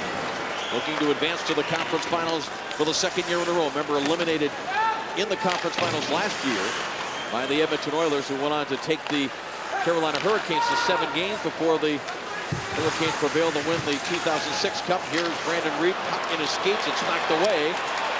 Shannon trying to get something going the other way. Ryan Shannon dumps it in. Sallow for Olin. It comes all the way down on Jaguar. He will sweep it around behind his own net. Green is there. Both coaches with their fourth lines out here, and now Jaguar decides to cover this puck as Huskins gives the Vancouver player, I think that was Burrows, a little extra shove. We'll take a look at our Dodge storyline. Paulson with the only goal. We were talking about the fact he was one of the few guys that didn't have a shot for Anaheim when they dominated that first period, but made his first shot of the game count. Luongo with 31 saves, and J.S. Jaguar with 13 saves at the other end. Much different workload for these two goaltenders tonight. Our Dodge storyline.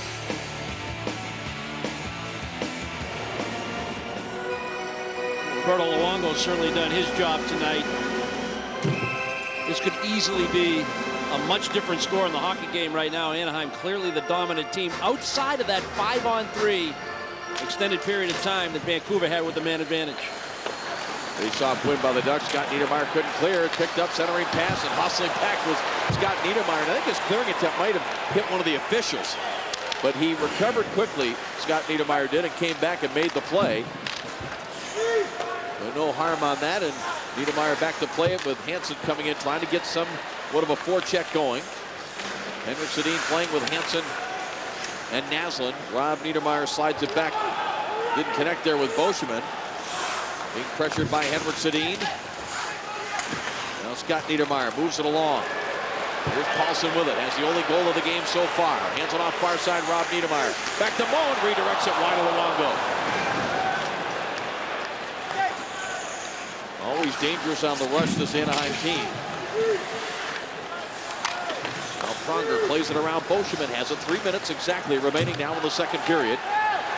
Tipped ahead by Corey Perry. One-on-one against the Vancouver defenseman Mitchell. Mitchell getting some help from Bieksa. Big hit on Perry, who went down but quickly bounced back to his skates.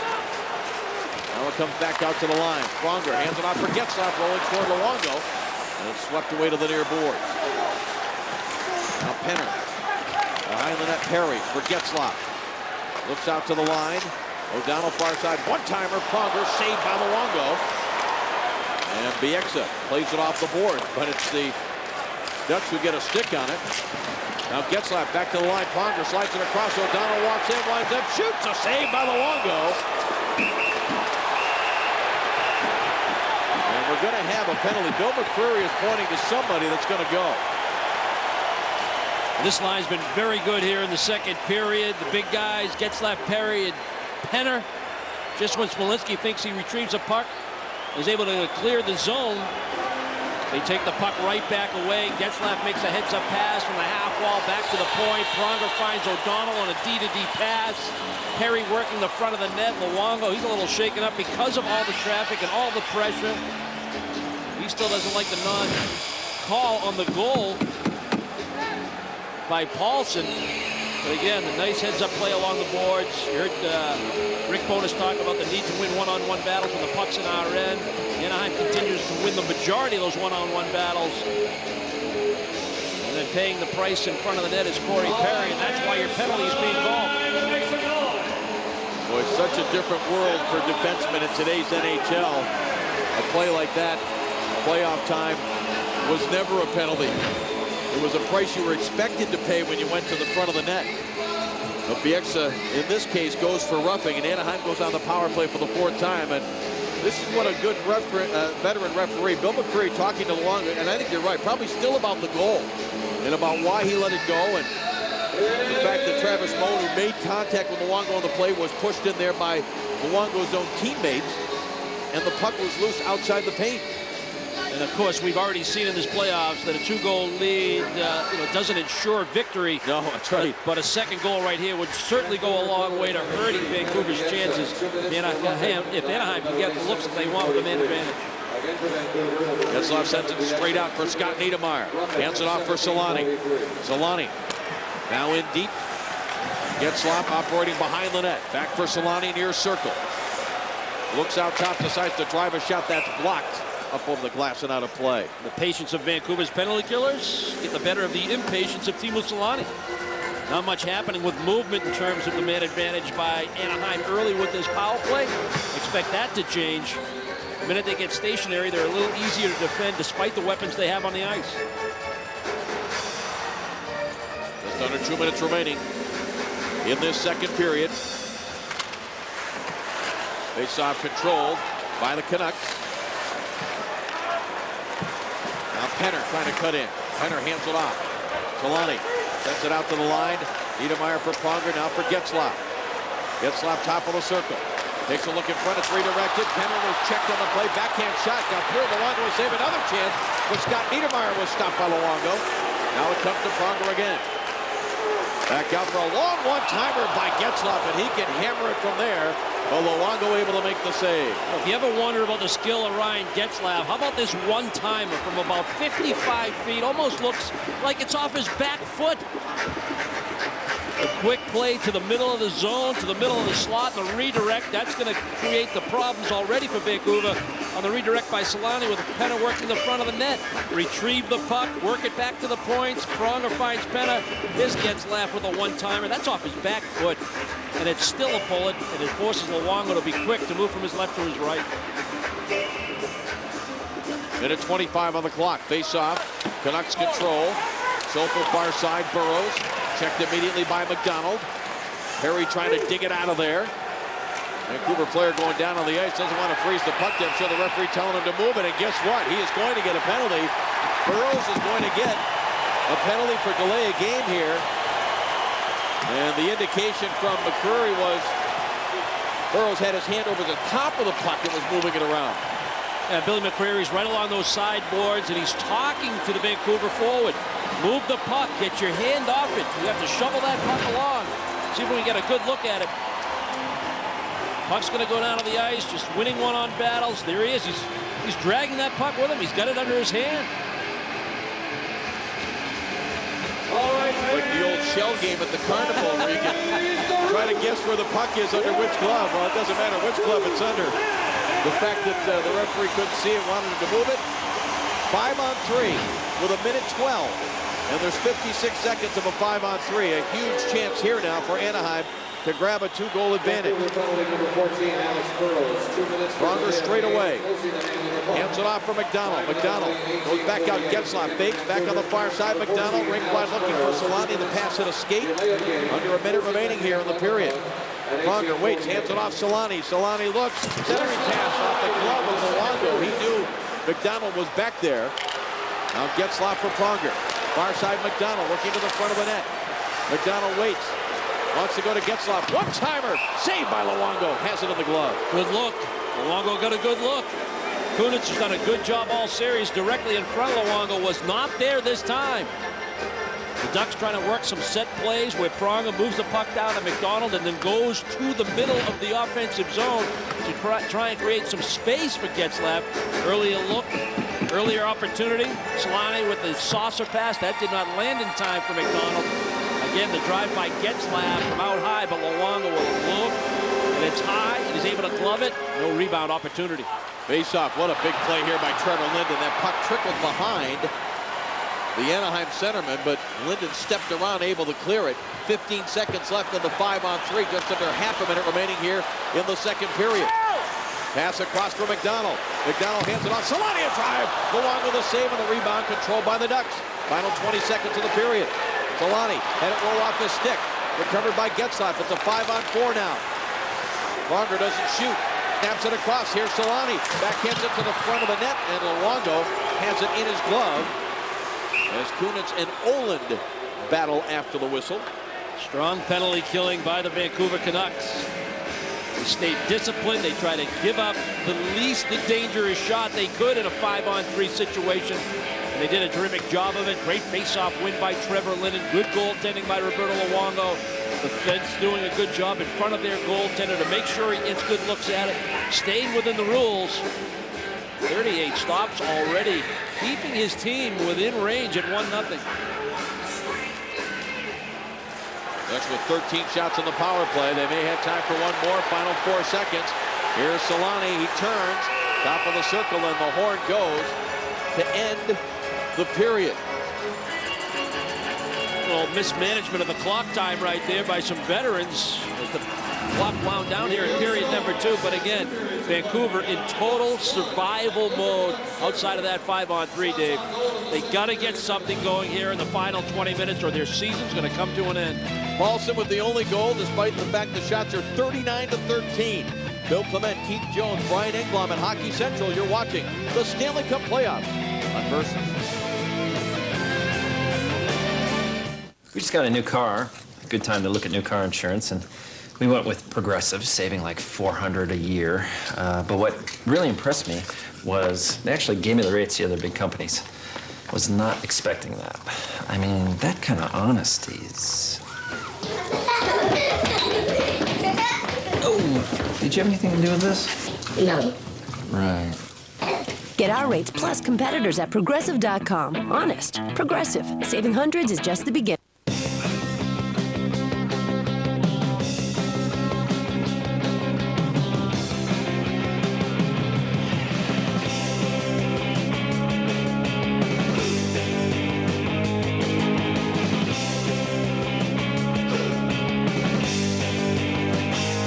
Some perfection is debatable. Some is not. Patron, the world's #1 ultra-premium tequila. Simply perfect. Please drink responsibly. Some guys like to relax in a leather recliner. Some guys like an overstuffed sofa.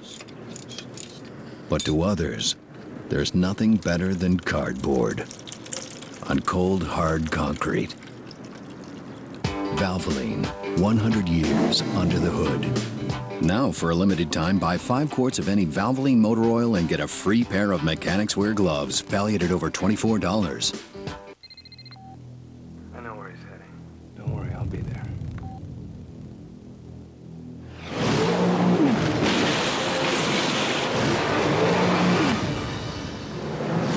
Now playing at Sea-Doo.com. Days in was fun. The minute I checked in, they told me where the pool was. And you gotta love that free breakfast. I had 5 donuts. It was so good. Keep on the sunny side of life.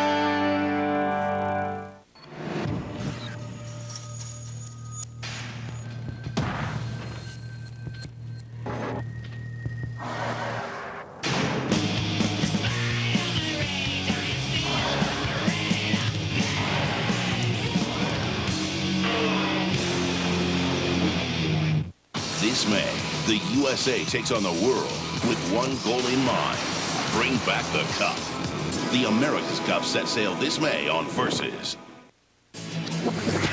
This is the Verizon Wireless NHL on Versus Intermission Report, brought to you by Verizon Wireless, official wireless service provider of the NHL. Brian, Keith, Bill, this is our Verizon Wireless Intermission Report. Anaheim still up 1-0 in Vancouver. And you know that Alain Vigneault, the head coach of the Canucks, is trying to do anything he can to motivate his guys to get an edge. So yesterday he pulled out the skating in quicksand line. The problem for Vancouver is that he's talking about 2 of his key players, Jonesy. Yeah, the Sedin twins have not been great in this series, no question about that. So Alain Vigneault went to a desperate measure. He split them up to start the second period in this game. There is Henrik Sedin, number 33. There's Daniel over on the bench. That's the first time these 2 have been separated since birth. Here on the opening shift that works in Anaheim's favor, though, Niedermayer gets his puck in deep on the rush. Watch the 2 Vancouver Canuck defensemen. Both guys go to the same man. The turnover created, scoring chance, battled down low. Vancouver not strong enough on that puck. It ends up in the net. Vancouver obviously needs more production from their offensive players. Sedin twins, neither of them have a shot in this hockey game. I got maybe an idea of why the Sedin twins get split up a couple of times during this series, too. Sammy Paulson lives right down the street from him in Sweden, and he's leading the line with Rob Niedermayer and Travis Moen, who have been playing against them all series long. The Sedin twins have exactly 2 points in the series, and it's 3 goals and 8 points total now for the checking line of the Ducks of Anaheim. This is the overtime goal by Moen last game, and tonight, to start things off, they get the first goal too by Sammy Paulson. Now Paulson is, first of all, a checker. Rob Niedermayer, big, strong, experienced guy, and Travis Moen is the gritty type, and he's got some wheels. So they're all 3 very smart. They know where to be on the ice all the time. When they spend extended periods of time in the offensive zone, that means the Sedin twins and whoever else is playing with them is 200 feet away from their net. So when it comes down to the matchup between Anaheim and Paulson's line and the Sedin twins and on the Vancouver side, Paulson's line's winning big time. And when you're one of the 3 finalists for the Selke Trophy that goes to the top defensive forward in the NHL, and Sammy Paulson's one of the finalists, you know you got a special player in your midst. We're going to step out. When we come back, we're going to shift our focus to the Eastern Conference Series between Ottawa and New Jersey. The Senators lead at 3-1. We'll break down the series, and it involves breakdowns.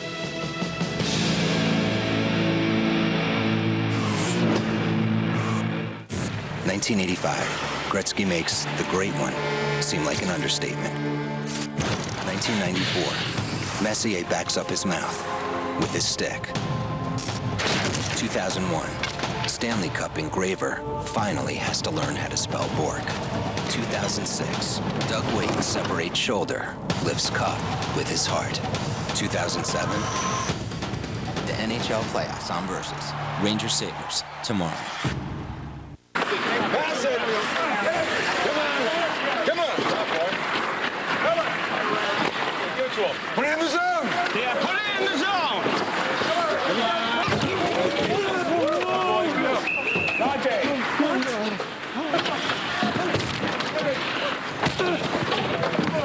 You wouldn't make it in the NHL. But you can get inside with VCast. Watch highlights, interviews, and everything hockey. Exclusively from Verizon Wireless. Is the IRS stalking you? Do you feel like you're at the end of your rope? Stop the harassment now. Hello, I'm John Harris, president of J.K. Harris & Company. The people who negotiate for our clients are former IRS agents and tax professionals. They've helped our clients save millions of dollars.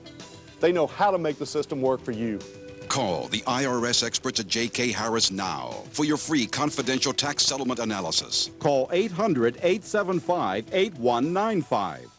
Now that the days are longer and the weather's getting warmer, my husband and I were talking about everything we need to do this weekend. He said we should thatch the lawn, clean the barn, fix the fence, and put new belts on the mower.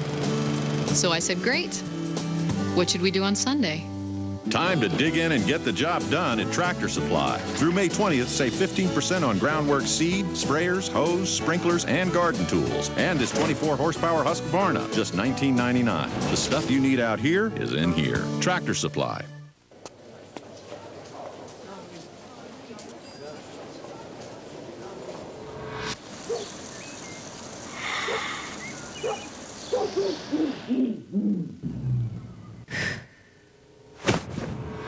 We got just what you need to keep your yard beautiful and weed-free.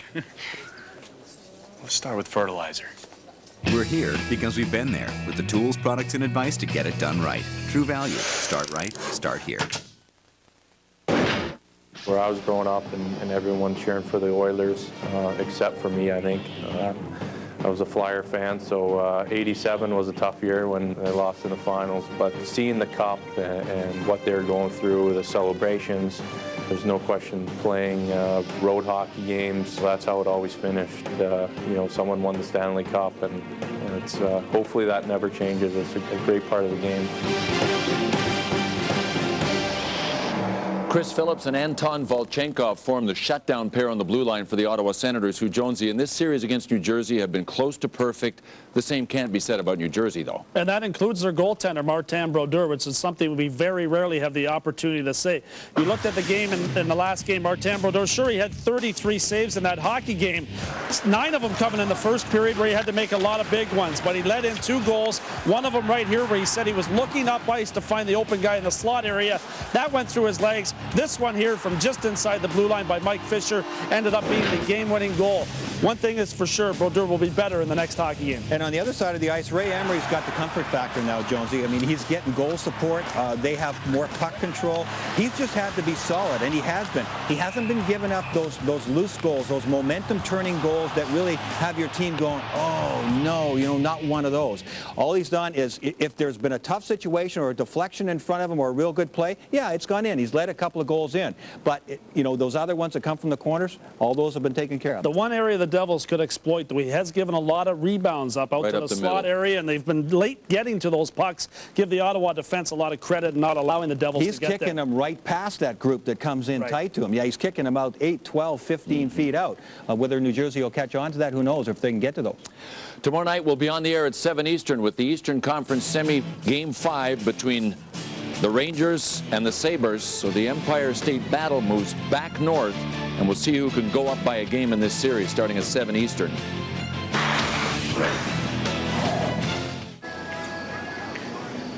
Pizza. For here to go? Delivery. Delivery. Yeah, delivery. Louis! You never believe me.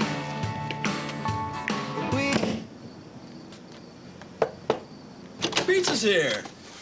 Hey. They got a little captain in them because they always designated driver. Drink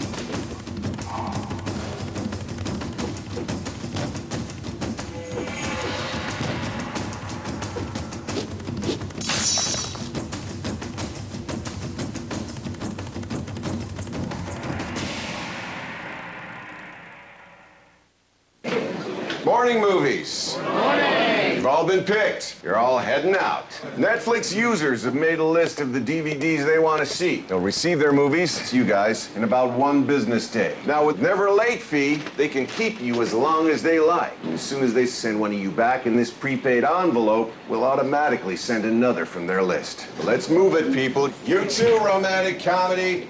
Netflix. Start your free trial. Now, plans from only $4.99. Anaheim is out shooting Vancouver 37-13. One of those shots came 14 seconds into the second period. Sammy Paulson has it 1-0 going to the third. This has been the Verizon Wireless NHL on Versus Intermission Report. Brought to you by Verizon Wireless, official wireless service provider of the NHL.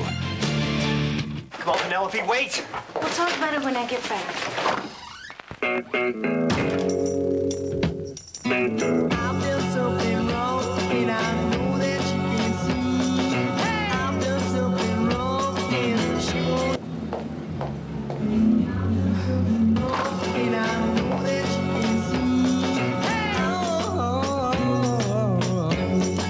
With our help at Radio Shack, you don't just buy stuff, you do stuff.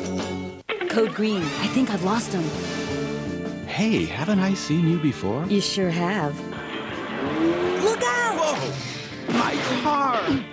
It's too late to report my claim now. Don't you have Esurance? I do. At Esurance, you can report your claim 24/7, online or on the phone. Always fast and friendly. You'll be back on the road in no time. Duty calls. If you're on the road, you've got to have Esurance. Save on 24/7 claim service at Esurance.com. Hey, it's our friend Bob. Looks like Bob continues to enjoy the big lift he gets from Enzyte and natural male enhancement. With over 10 million packs sold, Enzyte is firmly the #1 selling brand, bringing true natural male enhancement to men all over the world. Now you can join Bob and the millions of men who fully enjoy the benefits of Enzyte. Just call or visit Enzyte.com for a sample pack of the strongest, most powerful Enzyte formula yet. Enjoy the full, robust confidence that only Enzyte can provide. If you've ever been curious about natural male enhancement, there's never been a better time to try a sample pack of Enzyte. Visit Enzyte.com or call toll-free for a sample pack. Call right now and you'll also get 2 free packs of Enzyte Topical Rush. With an offer this big, it's enough to throw a parade. Sample packs are in stock now and shipped to you within 48 hours. Offer only good while supplies last. Limit 1 per household. Enzyte, the once daily tablet for natural male enhancement. Wouldn't you love a Suzuki with available seating for 7? The 2007 Suzuki XL7 with America's #1 warranty. Wouldn't it be great to get a Suzuki with 252 horsepower?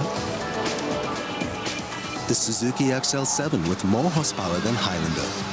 It's going to be a great ride.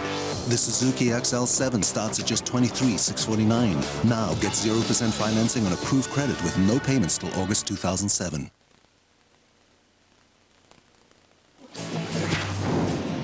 The NHL Stanley Cup Playoffs on Versus is brought to you by refreshingly smooth Bud Light, always worth it.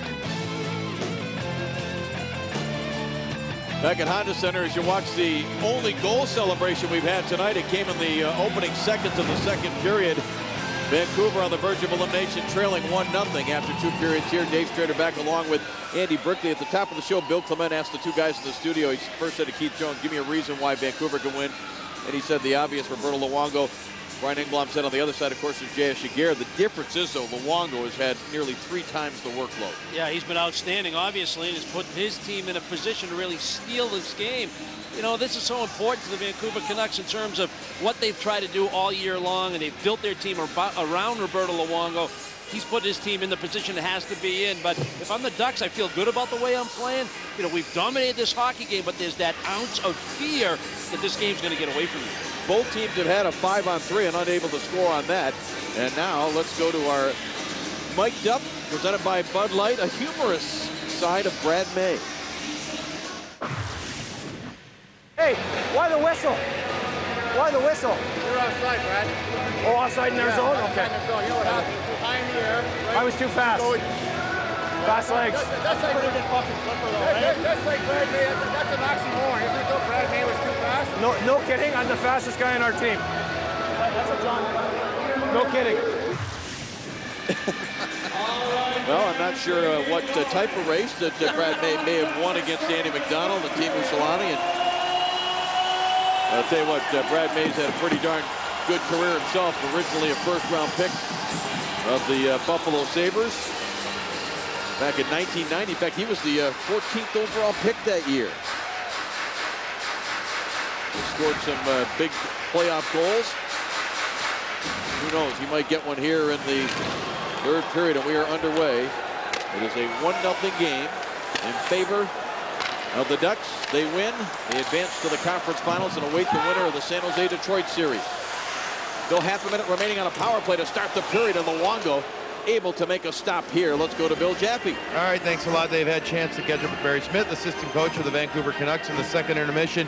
All right, you know, he said, look, for the most part, yeah, we've been outplayed, but just 20 minutes and just one goal. We need to make quicker decisions with our puck, and we've got to start supporting ourselves a bit more. We're just passing the puck up. We're not there for that second quick pass, and we're not getting any sustained opportunities because of that. Guys, take it away.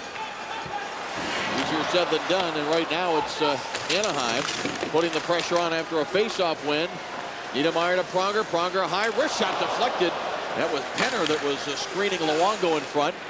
Final 15 seconds of the penalty against Burrows, and a clear here by Henrik Sedin all the way down the ice. Here's Pronger. Long pass now for Selanne. Selanne trying to get it through, and out of the box comes Burrows.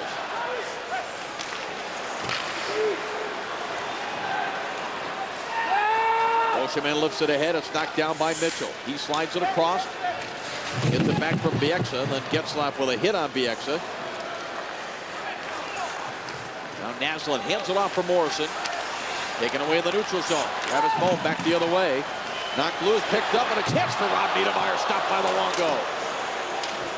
It was a fortunate bounce there for the Ducks. Paulson back to the line. Boschman back to Paulson to the backhand. A long backhand is stopped by Luongo. He swung his glove hand and knocked it out of midair. Now Morrison with Poulos and Naslund.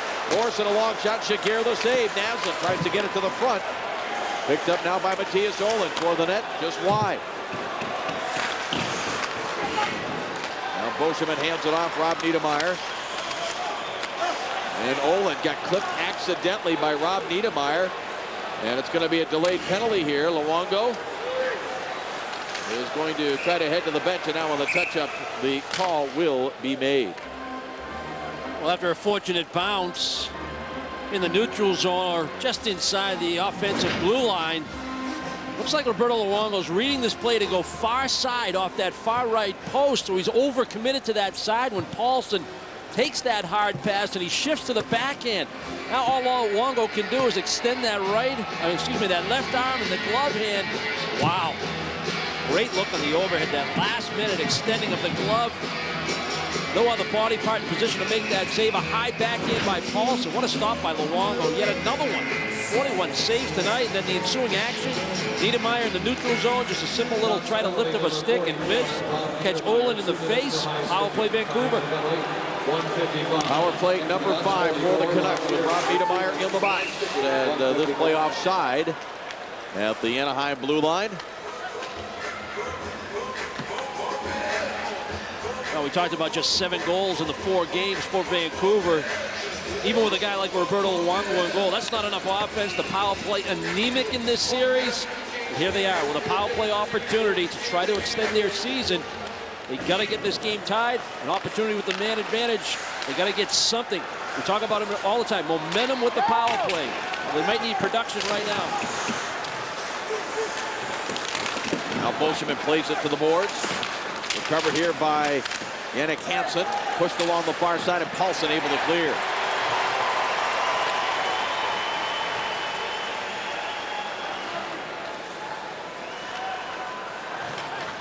Now the Canucks regrouping, center ice.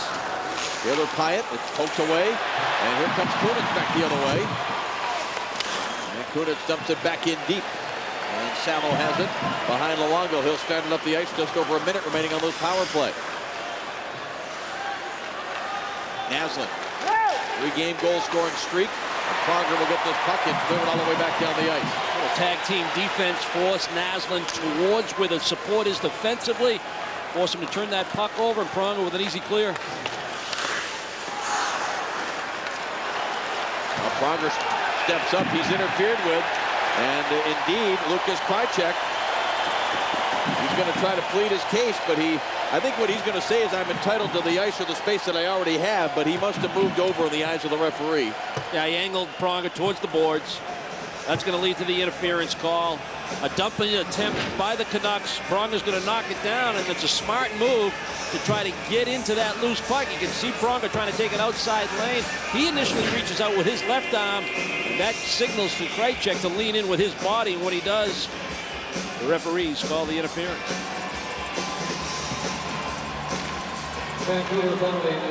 40 seconds remaining in the Rob Niedermayer penalty, so 4 skaters aside here. Just over 3 minutes gone by in the third period. Is it the last game of the season for the Vancouver Canucks? Or can they extend this to a Game 6 back at General Motors Place on Sunday night? Here's Kunitz. Accelerates to the red line. 3 white jerseys there, and they force the play offside.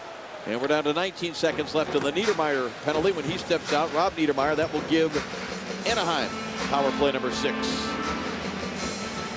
Vancouver's going to be very well aware of that time clock as well. Understand that Niedermayer will be coming out of the box. They will go from a 4-on-4 into a 5-on-4 situation.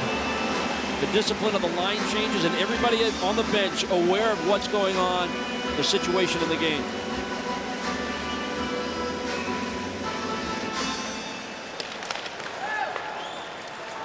Canucks control. Olin gets the return pass. Still 4 skaters aside. Here is Henrik Sedin looking for his first point of this series. His brother Daniel got a stick on it. Now a battle along the far boards. Canucks able to hold it in. No, it rolls outside the line. Rob Niedermayer comes out. And Anaheim goes to work with the man advantage. In a 1-0 game, the Ducks have the lead. The Sedin twins trying to make something happen. Here's Daniel Sedin. Centering pass. Oh, and what a save by Jaguar. As that time the magic of the Sedin twins set it up. Another opportunity here. Daniel Sedin centering pass. Henrik. And he was too deep to really be a threat. But oh, the Canucks come close to tying this up shorthanded. We talk about the Sedins and their ability to cycle the puck, and that doesn't have to just be in the corner of the rink. It can be anywhere in the offensive zone. They trade passes. They open up for each other. Short little passes in tight areas. Olin recognizes he has a chance in a lane to the net. Beautiful play by the Sedins to set up Olin. Great stop by Shakir. Beautiful right pad drag save, and then again, Anaheim with possession of the puck. Solani turns the puck over. Late line change led to a possible second opportunity for Vancouver. Oshman hands it off for Pronger. Pronger snaps it ahead. And Karam's right in front of Luongo. He will cover it there. Now, Chris Pronger is not a candidate for the Hart Trophy as the most valuable player during the regular season. You have Roberto Luongo and Martin Brodeur and a guy by the name of Sid Crosby. But here in these playoffs, you start talking about early favorites for the Conn Smythe. I know, Andy, you have a theory. We're talking about the points there you see with the arrow leads NHL defensemen. But you look at the ice time. They haven't played a lot of overtimes. Anaheim. That's really based on a 60-minute game. Exactly right. To be over 30 minutes, I mean, you know, to determine who your most valuable player is, start and end with ice time. Bolshevin a drive, a save by Luongo. Burrows is pushed to the ice, and he's going to draw a penalty here. Getzlaf hears the whistle and just immediately starts to skate to the box. He doesn't even look back. He knows it's on him. Well, Pronger fakes the shot from the point, tries to change the shooting angle. Can't get the puck to the net. Vancouver's going to get body position. Burrows is going to get to that puck first. Bad decision by Getzlaf to reach in with the stick from behind. You're already on the power play. You're in the offensive zone. Not the penalties you want to take. Not the decisions you want to make. Not in a 1-0 game when you're looking at elimination. That was assistant coach Newell Brown that was listening to Randy Carlyle explain what he didn't like. What's the matter? You couldn't hear him from the other end of the bench? 4 skaters aside again. Here's Sean O'Donnell. Tries to move it in deep. Solani circles the Vancouver net. Angles it off the boards, and Pronger decided to back up. Now he'll lob it back in on the delayed offside. The Ducks will get back and tag up. Randy Carlyle decides to change forwards here as Rob Niedermeyer and Sammy Paulson come out. Morrison. Now it comes back to Olin. Krajcek has served his penalty, so a power play starts here for Vancouver. They're 6th. Still looking for their first road power play goal of these playoffs. Didn't score in Dallas, and they haven't scored yet here in Anaheim. As Paulson will drive it all the way down the ice, wide of Luongo.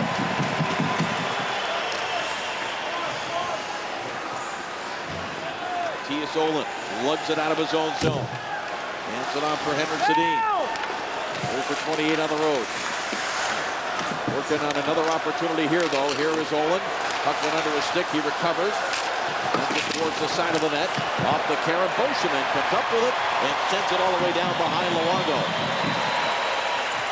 Just under 14 minutes remaining now here in the third period. Game 5 Western semifinals. Anaheim leading Vancouver 3-1. Ducks win. They get some rest as they await the San Jose Detroit series winner. That won't end until Monday night at the earliest. Vancouver trying to send this to a Game 6 on Sunday night as Bieksa angles it along the end board. Boscheman got there with some help from Kunitz. It's kicked away by Taylor Pyatt. Now Travis Moen on the far boards, able to lift it down the ice. 5 seconds remaining in the Getzlaf penalty. Terrific body position by Moen. Get in there, absorb the hit to allow the puck to get in a position for him to have the leverage to go high on the clear out of the defensive zone. Now Pronger hammers it around the boards. It'll roll all the way through the neutral zone. This will be icing. And Bieksa touching up there. 1-0 Anaheim in the third. Looking to move on. You're watching the Stanley Cup playoffs on Versus.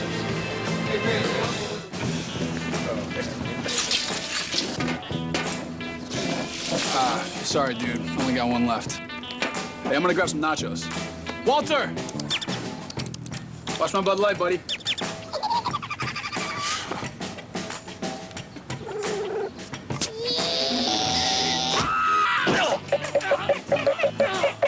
Refreshingly smooth Bud Light.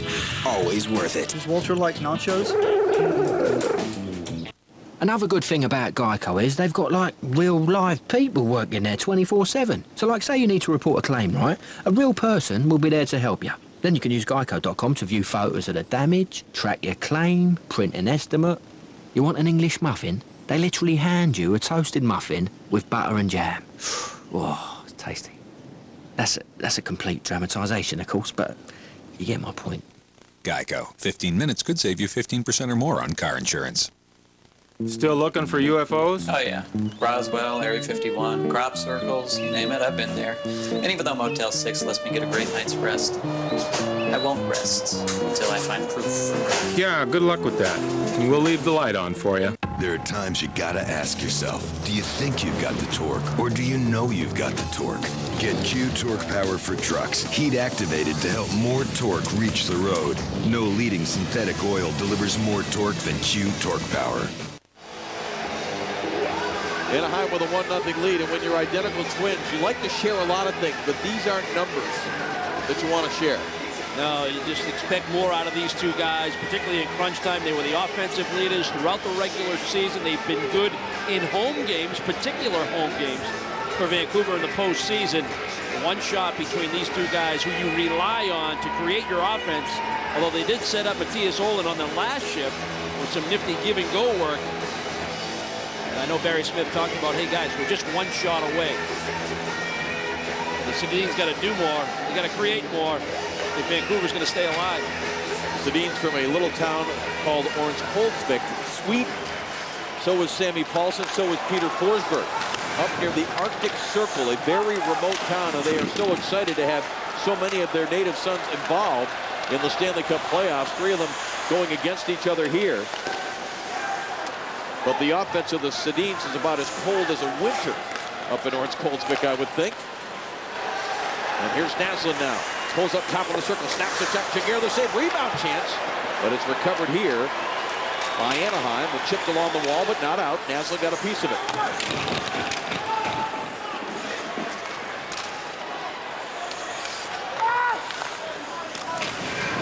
And behind Luongo, it is chased down along the near side. Solani gets to it first. All right, they hand it off for Andy McDonald. Recovered now by Henrik Sedin. He'll drop it back. Now it comes to Jannik Hansen. Hansen snaps a shot over the head of Jaguar. Ducked out of the way. Now Rob Niedermayer sends it in deep. Luongo out to play it around the boards. It's taken now by Scott Niedermayer. Tried to get it toward the net. It's knocked away. And Boschman drives it right back in. Andy, they're just one shot, one goal away from tying it. It just doesn't look like Vancouver has the energy at this point. And you talked about how much energy it takes when you're chasing the puck. That's right. They've expended a lot of energy trying to get the puck back, but it's desperation time. And you talk about the support, they got to get closer to each other, shorter passes. Traffic in around Jaguar, but again, it's Anaheim that wins the battle for the puck, and it's backhanded by Boschman off the boards down the ice.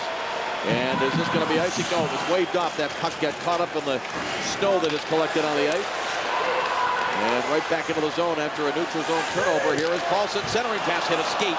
And the Canucks right back the other way. Morrison, Boulis. And this man Linden back to Boulis. Immediately converged upon. And Jaguar able to cover.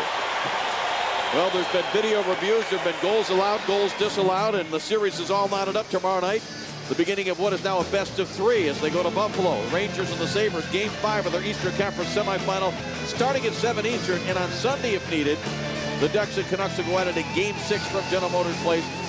The Stanley Cup playoffs on versus do or die. As we take a look at the brackets, Buffalo got rid of the Islanders. The Rangers passed Atlanta, New Jersey over Tampa the first round, Ottawa over Pittsburgh.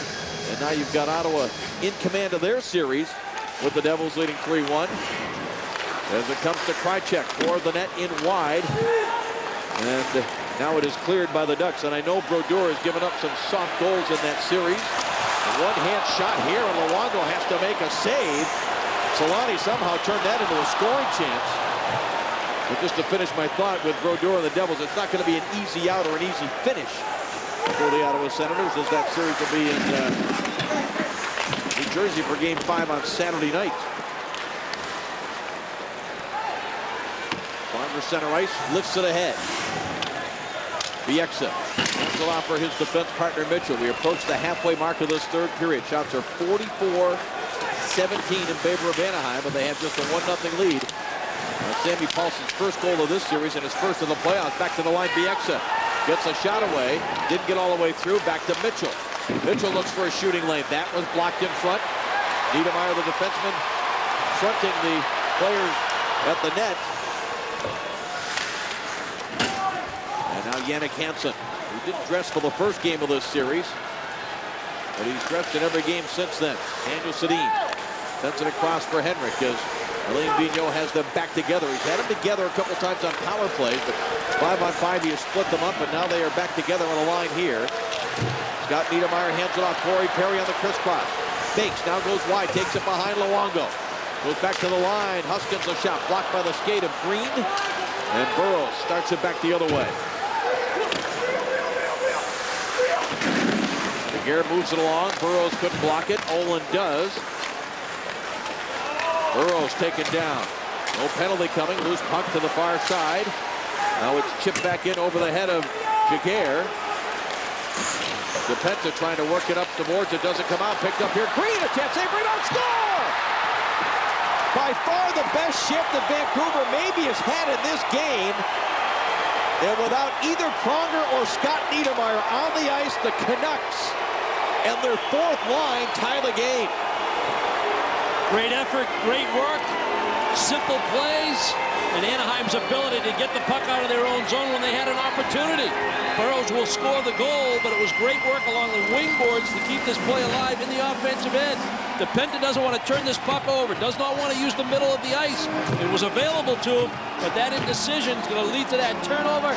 Nice little feed by Burrows. Reverse angle, goes to the net, picks up the rebound.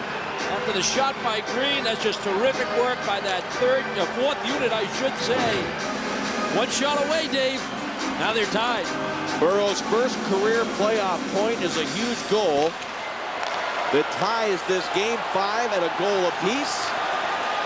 And now the crowd at Honda Center that hasn't had much reason to make noise is have a little uncomfortable buzz going through it. Number 25, Josh Green, and the 47, Brandon Reed. Time of the goal, code 3. Now Penner, Getzlaf and Perry out here. Getzlaf had it knocked off his stick, and it's taken away and cleared to Smolinski at center ice. Josh Green and Brandon Reed, who was a call-up from Manitoba between games 4 and 5, get the assist. They lost one of their unsung heroes to an injury, Jeff Cowan, who had to have surgery and won't return to the series. So somebody else digs down and comes up with a big goal. It's Alex Burrow. We're tied at 1. This will be icing if touched up. No, Mitchell was looking around, but they wave it off, or did Anaheim touch it? Either way, play continues as Scott Niedermayer back to get it. Now the Ducks out of their own zone. Near side for Solani, off his stick. Mitchell rolls it across Bieksa. Now it's flipped ahead. Bouncing puck in wide of Jaguar. Up the board, Solani let it go. This Anaheim team was able to win their first-round series against a difficult Minnesota opponent in 5 games. You know that the Ducks want to end this here tonight. Here's Daniel Sedin. Paulson is back, and Scott Niedermayer takes it over. Vancouver has found some newfound life. Now Rob Niedermayer, checked by Krajcek along the end board. Henrik Sedin backhands it up the board, but not out. It's held in by O'Donnell. Travis Moan with a shot. He was trying to set up Paulson, I think, for a long redirect. Just didn't connect with the stick of number 26. Now Rob Niedermayer protecting the puck. Krajcek trying to keep position. A shot here by Moan doesn't get through. And it's recovered by Bula. Sends it back in deep. Krajcek back up the boards with it. Intercepted by Pronger. He sends it across O'Donnell. Now for Moan. Moan goes back to Pronger straight away with a shot that was blocked up on the glass. Now a long outlet comes to Boulis. He's one-on-one against Pronger. Boulis hands it off, and Pronger with that long reach knocked it away. Here come the Ducks on the attack. Corey Perry lost control momentarily. Sweeps it to Getzlaf behind the net. Penner! Wraparound is stopped. Here is Perry with it. Chased down by Josh Green.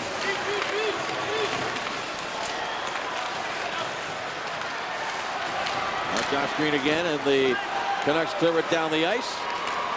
And it's going to be an icing call here with 5:45 remaining in the 3rd period. Burroughs has given the Canucks new life. It's 1-1 Hockey Central. Bill Clement on the other side of this. So it's down to Sprint Mobile Broadband and Singular Broadband Connect. Great. We need powerful coverage. Is your network in Denver? Yes. Pittsburgh?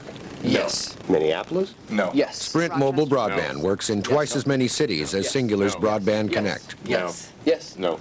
Buffalo? Yes. Eugene? Wait, what was that? Buffalo? Oh, no. Yes. Omaha? Yes. Richmond? Yes. Get a free Sprint card. Visit sprint.com/mobile broadband. Colorado Springs? Yes. Sprint. Power up. Lansing? Code Green. I think I've lost him. Hey, haven't I seen you before? You sure have. Look out! Whoa! My car! It's too late to report my claim now. Don't you have Esurance? I do. At Esurance, you can report your claim 24/7, online or on the phone. Always fast and friendly. You'll be back on the road in no time. Duty calls. If you're on the go, you've got to have Esurance. Save on 24/7 claim service at esurance.com. When the IRS levied my business and personal accounts, I didn't know where to turn. My CPA recommended American Tax Relief. If you owe over $10,000 to the IRS or state, call American Tax Relief for a free consultation. Look, the IRS is offering you a one-time opportunity to settle your debt. This is your 1 second chance. Use it well. I thought I was going to lose my business, but American Tax Relief got me a second chance. Call 1-800-TAX-HELP for your free consultation. Welcome back, everyone. Coming up on Hockey Central, presented by Esurance, Keith and Brian will join me to wrap up the action from Anaheim and also to preview tomorrow night's Game 5 between the Rangers and the Sabres. But first, back to Anaheim. Dave, Andy, and Billy. There's your goal scorer, Bill. Thanks very much. Alan Burroughs' first career playoff point is a goal. Josh Green got an assist, so did Brandon Reed. Reed playing in his 10th career playoff game, his first since 03 when he appeared in 9 games for the Canucks. Now Solani kicks it loose. Here's McDonald with it, spinning away from the pressure. Sends it in deep now for Solani. Salo trying to poke it away. Solani still controls. Hands it off for McDonald. Puck was in his skates. And the Canucks able to flip it ahead. Here is Brandon Reed. That assist was not his first career playoff point. He had one earlier in his career, but right here, Reed is going to be guilty of icing the puck, so they won't be able to make the change, the Canucks. The Vancouver Canucks trailing 3 games to 1, but their franchise has come back 3 times when trailing 3 games to 1. Well, they've had this burst of energy, this burst of adrenaline with the tying goal by Burroughs. But you got to control your emotions. Don't let you make mistakes. Don't let that adrenaline allow you to make icings when you don't mean to. You got to keep in control, settle down, understand that it's a 1-1 game. Any mistake can really hurt you. Scott Niedermayer battling there with Poulos. Now the puck comes for Morrison on an angle shot to save. Rebound chance out between the circles, swept away by Penner. Out the Ducks now for Corey Perry. Perry gets it deep. Bieksa challenging him. Getzlaf gets a stick on it. He is hit along the end board. Perry again. Being watched by Bieksa. Perry trying to walk out with it. Getzlaf moves it along for Penner. Penner to the forehand. Sends it to the side of the net. Luongo just holding the post. Here's Perry again. Chopped away Bieksa. Morrison plays it up the far wall. And it's cleared by the Canucks. Out to center ice. Now Pyatt gets it into the Anaheim zone. Had it chopped away. Getzlaf hands it off. Corey Perry. For Travis Moan. He didn't get it deep, and the Ducks were trying to make a change. So were the Canucks. And at center ice, Sopel hands it off for Mitchell, who has to back up under the pressure of Paulson. Now it comes to Daniel Sedin. Lifts it ahead into the Anaheim zone. Ducks immediately clear at center ice. Here's Rob Niedermayer. Hands it off for Paulson. Paulson moving it along, pressured there by Yannick Hansen. Between the circles, slapped away by Sopel. And we have just over 3.5 minutes remaining here in regulation time. And Mitchell slides it ahead. Hansen gets it deep. The crowd getting the chant, let's go Ducks. They're trying to end this series here tonight. Vancouver trying to force a game 6. A deflection here, no icing. Olin hands it off on the far side. Now Smolinski for Olin. Long pass, right wing side. Out of the reach of Smolinski. And recovered here by Kunitz. Kunitz out from behind his own net. Long pass center right for Solani. Chips it ahead in wide of Luongo. Luongo couldn't go to play it. Solani bumped by Salo. It comes out to Scott Niedermayer. Quick shot to the side of the net. He was trying to set up McDonald there. Now McDonald hands it off. Here's Kunitz with it. Kunitz drops it back in deep. Solani walks it back up the boards. Now Matthias Olin tries to interrupt the cycle. Kunitz on the far side, takes a hit. Salo takes over for Vancouver and flips it by Scott Niedermayer. This will be icing, and we're down to the final 2 minutes and 20 seconds. It looks like if this is going to end, it'll be a mistake by one of the goalies. Can Shagir hang in? Can Luongo do the same? Stay with us here on Versus.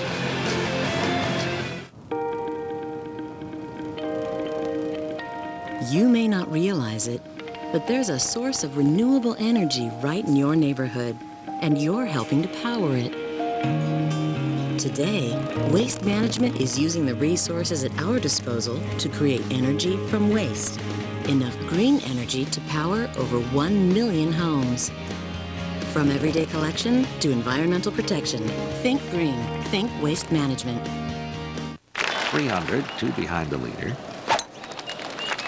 perfect distance and just to the left of the green. This is a very tricky shot. Good speed, right at it. Oh.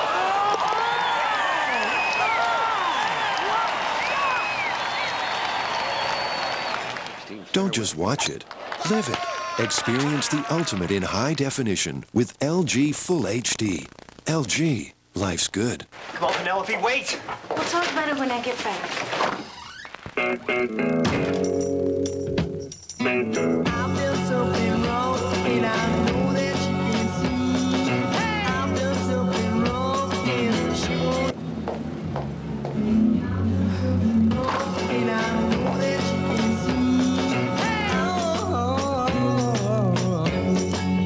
our help at Radio Shack, you don't just buy stuff, you do stuff. The NHL Stanley Cup Playoffs on Versus is brought to you by Esurance. Make it your goal to save on auto insurance. Visit esurance.com today. One of the articles in Vancouver today, Roberto Luongo was quoted as saying, you know, Chris Pronger was getting shots through, and they have guys out in front as usual. When you're trying to preserve a lead, as they were in the previous game, you need guys to block shots, go down, sacrifice the body. For us to have a chance to win, everybody has to be on their game, starting from me on up. So putting some of it on himself, but letting his teammates know he needs some help. But right now he has faced 46 shots. And a little more concentration from the forwards in that shot blocking department. Perry with a drive, redirected. Luongo took a look to his right, wasn't sure where it was. Now it's recovered here by Marcus Naslund. 2 minutes straight up left here in regulation time. Bieksa sends it in wide as Jaguar. Now Taylor Pyatt with it. Absorbs a hit from Getzlaf. Up the boards, Morrison couldn't make the play for Vancouver. Back comes Dustin Pennant. He's just going to get it deep. Randy Carlyle wants a new line out here. It'll be Paulson, Moan, Rob Niedermeyer, Daniel Sedin for the Canucks, along with Henrik and Jannik Hansen. Here's Hansen with it, right wing side. Pushes it past Boschman, hustling over Scott Niedermeyer. Throws it back behind his own net. Boschman is there. Dangerous pass, but it finds its way to Rob Niedermeyer. One-on-one against Sopel. Niedermeyer kicks it along the end board. Travis Moan in there. Here comes Paulson, who has the only goal for Anaheim, but the Canucks come up with it. Hansen able to hoist it out to center ice. Henrik Sedin gets to it. A minute remaining now in regulation time as they make the announcement here at Honda Center. Now Rob Niedermeyer hands it off for Paulson. Paulson lost his balance. Back comes Bulis. Good support though in the neutral zone by the Ducks. Back the other way for Solani. Solani takes it in deep. Tries to get around Sopel. Here's Kunitz with a loose puck. Spins away from Sopel's check. Now it's left for Andy McDonald. McDonald darts behind the net. Brings it out to the front. Gets a shot away, and it floats in toward Luongo. Boy, did that take a while to get there. After a nice play by Olin at the defensive blue line, a little return action in the neutral zone allows Kunitz to get this puck to McDonald. McDonald, a little spin around, trying to get that puck, a wrist shot towards Luongo. You can see how deep Luongo is. Because protected against the wraparound by McDonald and a deflected shot because it's hanging in the air. It allows an opportunity for Kunitz perhaps to get to it. But Luongo able to still concentrate, get it with his glove. 28.4 seconds. Face-off controlled by the Canucks here. Big face-off win by Henrik Sedin. And now an icing. Not what the Canucks wanted to do after winning that face-off. Immediately, Alain Vigneault went down and whispered something to one of the assistant coaches. Sammy Salo trying to make a hard pass through the middle of the ice. He had Naslund open high in the defensive zone out by the blue line, but it was a rocket pass. I don't think it ever laid flat enough for Naslund to get a piece of it. Paulson and Henrik Sedin. Again, from the same small town up near the Arctic Circle. Friends, but not here. Pronger, a shot that's deflected wide. Now it comes up the near boards. Moan trying to get it back to the point. Pronger had it poked away, but still got a stick on it to prevent the Canucks from breaking. Now here's Henrik Sedin with it. Seconds remaining. Toward the net, goes in wide.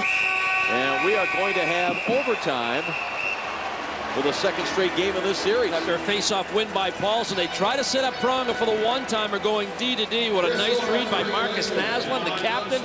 He knew exactly what his responsibility was. Get out there, get in the shooting lane, and another forward shot block, something that Vancouver has really stressed here in Game 5. This is the 12th game in the playoffs for Vancouver, the 6th time they will go to overtime.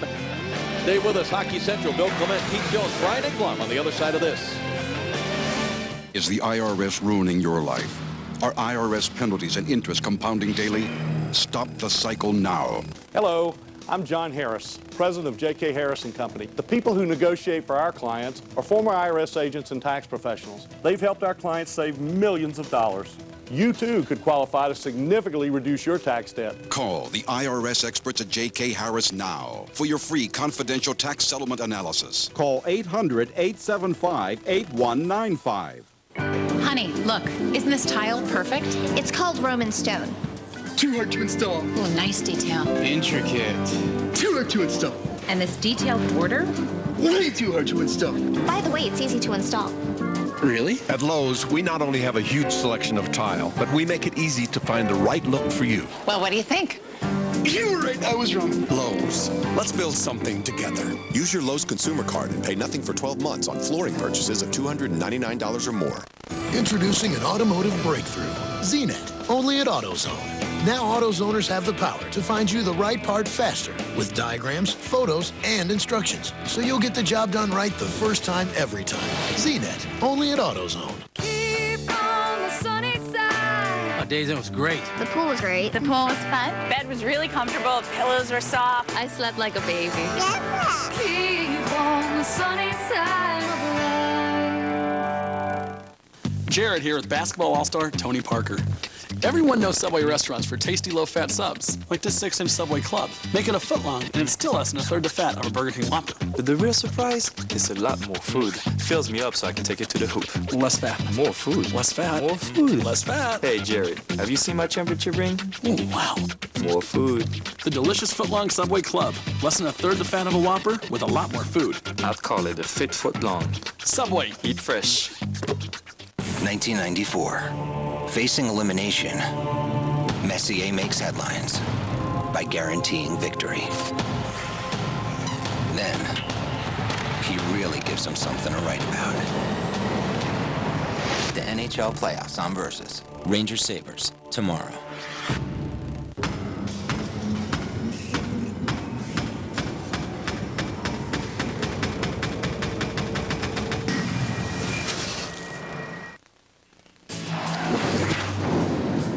Hockey Central on Versus is presented by Esurance. Make it your goal to save on auto insurance. Visit esurance.com today. Welcome, everyone. In case you missed it, we're going to overtime. What's new for the Vancouver Canucks? This is overtime number 6. They've only played 12 playoff games, so they're pretty used to it. Anaheim knows what they're doing this time of night, too. Brian Engblom, Keith Jones, and Bill Clement will show you how we got to overtime. It was the checking line for the Anaheim Ducks that struck first offensively, not defensively. And it took till the second period for anything to happen. They all go to the net. Travis Moen is pushing and shoving and pushed Luongo right into the net. Sammy Paulson comes in late, picks up the loose change. Watch the play develop again. Watch why Luongo was angry. I don't blame him. He didn't have much of a chance to make a save there. Anyway, it's 1-0 Anaheim. Because of this man, Roberto Luongo, an unbelievable game for this gentleman. 47 shots for the Anaheim Ducks. He stopped 46 of them. Scrambles, shots from the point, traffic in front. Luongo finding each and every one of those pucks, making sure he kept it a 1-0 game at that point. He literally kept them alive. And then 9 minutes to go in the third period, the checking line for Vancouver. Alexander Burrows goes and gets a rebound and ties it up at 1. Shots in the third period were 8-8, but through 2 periods, the shots were 39-13 for Anaheim, which should tell you a little bit, if you just tuned in, about the play of Roberto Luongo in goal for Vancouver. It's absolutely phenomenal. We saw some of the highlights there, the job that he's done, but without him in this hockey game, it was long over. Anaheim came out pouring shots on goal. They had all the energy in the first 2 periods, but when you have a great goaltender, the best goaltender in the game today, like Roberto Luongo, you have always got an opportunity to win the game, and that's why Vancouver is still in this hockey game. 8-8 in the third. It's an entirely different game heading to overtime. overtime. Anaheim fans are saying, wait a minute, we got Jiggy, and they've got a point, too. And you talked about him before the game, Brian, and he has been, I mean, I don't think he could have done anything on the one that they got by him. No, he couldn't have. That, it was a terrific rebound play. Burrows goes to the net and puts it in the short side. For Anaheim, though, the line that really let them down was Getzlaf, Perry, and Penner. Some bad penalties, and pretty well all of them in the offensive zone. That stuff you can't have when you're protecting a one-goal game. They had control of the game most of the way, but those penalties slowly but surely took energy away from them and gave it to Vancouver, and that was a telling tale. You can't have that. Pretty young guys on that line who have been really good in these playoffs, but that didn't help. If anybody thinks that the refs are going to put the whistles away in overtime, you would be wrong. Some people have said, no, they change in overtime. Pre-lockout, look at these numbers. 2004, there were 25 overtime periods. There were only 4 power plays, not power play goals, power plays. So far in 2007, 19 overtime periods. There have been 23 power plays, including 5 in the overtime game that Buffalo and the New York Rangers played. That's the way so it's there's a supposed to be. decent chance that this game will end on a power play, but somebody's going to have to do something special because the penalty killers in this series have been awesome. They really have. The one power play that's had the advantage has been Anaheim's because of Chris Pronger on the point, getting shots through. He's got that quick release, and they've got an active defense. The other two guys, Boschman and Niedermeyer, always go down low. They'll take the chance offensively to try to get that goal. That's the difference, and that's why Anaheim's had more success. In Vancouver, it just seems like they don't really have a good plan. Anaheim has that good plan with getting those defensemen up on the play. It creates so much all over the ice. Vancouver's, if they're going to get theirs, I'm not sure how they're going to get it. Oh, they're one for the series so far. They got 1 power play goal the whole series. Due. So yeah, overdue. You can look at it that way. We're due for overtime. But when we come back, we're going to turn to the east and talk Sabres Rangers. Their series is knotted at 2. It's Aaron Insurance versus the competition. Will she prevail? Overpriced auto insurance. Don't try to stick it to me. Don't worry, Aaron. You've got Esurance. At Esurance, you save time when you buy auto insurance online. Without interference, auto insurance hassles, I'll take a pass. Quote, buy, print. Make it your goal to save time and money on auto insurance. Visit Esurance.com today. Hi, Enterprise. I'm at the repair shop, and I need to rent a car. At Enterprise, we'll arrange to pick you up free and get you on your way. Nice save, Mom. Pick Enterprise. We'll pick you up. Robbie Knievel buses and a canyon, a jet engine, and a double world record jump in the making. Sounds like he is about to come out. There he goes. Oh, yeah! It's a terrible scene, ladies and gentlemen. He is on fire. Oh, my God. Robbie. There's Robbie over there. Robbie, let me just ask you a quick question. What happened? Did someone talk some sense into you? No, but I did stay at a Holiday Inn Express last night. Stay smart. Stay at a Holiday Inn Express. Introducing the all-new Dodge Avenger.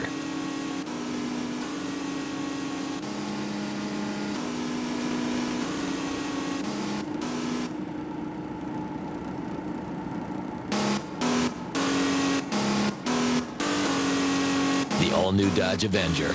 It's a natural performer.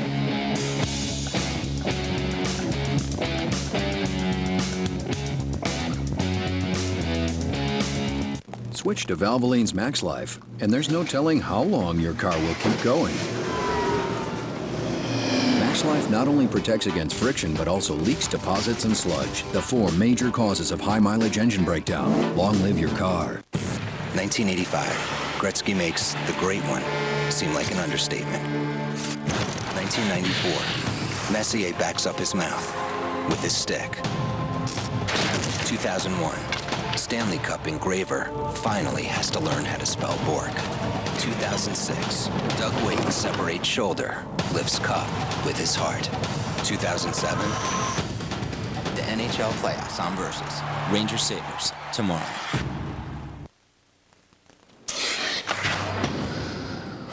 Welcome back, everybody. We turn our attention to the Eastern Conference in a series featuring the Empire State teams, the New York Rangers and the upstate Buffalo Sabres. And this series looked like it was going to be a runaway for the Sabres. They opened up at home, and game 1 and 2 came kind of easy. Yeah, great game, especially in the third period. Thomas Vanek took over this game. That's his second of the game. 5-2 victory, Buffalo.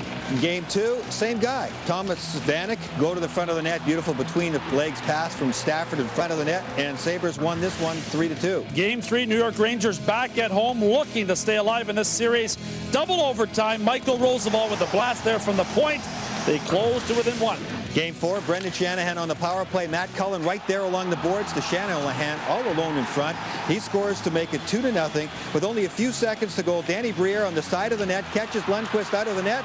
Does it go over the line? Well, about 4 minutes after they looked at replays, they decided it was inconclusive, and no, it didn't go over the line. Well, one coaching tactic is to sit a guy down and to bench him. And Lindy Ruff of the Sabres sat out Maxim Afinogenov in Game 4. He may unleash him in Game 5, but Maxim Afinogenov was nowhere in 4. His name should have been minimum Afinogenov in the first couple of games in this series, and Lindy Ruff addressed it by sitting him out. They need more from him. When he's playing, he's a very dynamic player. Averaged a point per game for the Buffalo Sabres this year. And when Afinogenov scores a goal, the Buffalo Sabres during the regular season, 19-2. That's how important this guy is to Lindy Ruff and the Sabres. They need his offense. He and Derek Roy and Thomas Vanek were a very strong line for this hockey team. They need to get back to being producing. A few more goals scored in the Rangers-Sabres series than the game that we've got tonight, Anaheim and Vancouver, but that doesn't mean the goaltending has not been unbelievable. Oh, it's been outstanding from both sides. Both Ryan Miller, who was the star of the game in games 1 and 2 in Buffalo, he was outstanding, and Henrik Lundqvist, who turned the tables around. Not that he was bad in the first couple of games in Buffalo by any means. Henrik Lundqvist was the #1 star in games 3 and 4. So there's very little difference between these two guys. Somebody's got to score goals on either team. That's a difference of 1 goal here or there. Right. Well, the New York Rangers have Big Mo, but Buffalo will be back at home in their building tomorrow night. We've got Game 5, New York Rangers and the Buffalo Sabres at 7 Eastern for you right here on Versus. When I took the job, I had every ambition that one day I would rule the world. I had no idea that first I'd have to circle it about 10 times. Making the sale makes me jump out of bed in the morning. I just have to remember where I am that day. I work because I'm driven. I work to close the deal. Whether it's a job or a career, when it's right, it's a passion. Monster has the tools to help you find the right match. Post your resume on Monster today. Monster works for me. I signed up for car insurance on Progressive.com. I saved money, which was great, but they also have these local response vehicles. And if you're in an accident or need an estimate or whatever, a Progressive guy will come to you. And they're all over. I am a musician who's on the road a lot, so it's pretty cool that they'll come to me if my van, you know, gets pummeled by adoring fans. Or if I hit a pole. Progressive. Saving hundreds is just the beginning. It came out of nowhere. It is the ultimate test of guts and determination. 16 teams have begun a quest where the human spirit will be pushed beyond endurance. The playoffs have started. And only the strongest, the fastest, and the bravest will capture the greatest prize in sports. Follow the quest on Versus and NBC, then log on to NHL.com for complete playoff coverage. With Maximum Strength Cigarette, you will break your cigarette habit. Guaranteed. I quit. Just like that. We're so sure Cigarette will work for you, we'll let you try it free. 2 packs a day for 20 years, and I'm a non-smoker now. All Natural Cigarette has helped over 4 million customers and has been proven to help you break the smoking habit. You get a 30-day supply of Maximum Strength Cigarette, a $39.95 value, free. Plus, we'll include a free 30-day supply of minty anti-craving gum, and we'll also send along a 30-day supply of Cigarette VitaGuard high-potency smokers vitamins. That's almost $100 of proven stop smoking power, free of charge. Order the product guaranteed to break your cigarette habit. Cigarette. Hey, do what I did. Pick up the phone and call this toll-free number. To get your free 30-day supply of cigarettes, call 1-800-391-8866. Get your free 30-day supply of cigarettes, anti-craving gum, and vitamins. Call 1-800-391-8866. Get cigarettes for you or a friend. Call now.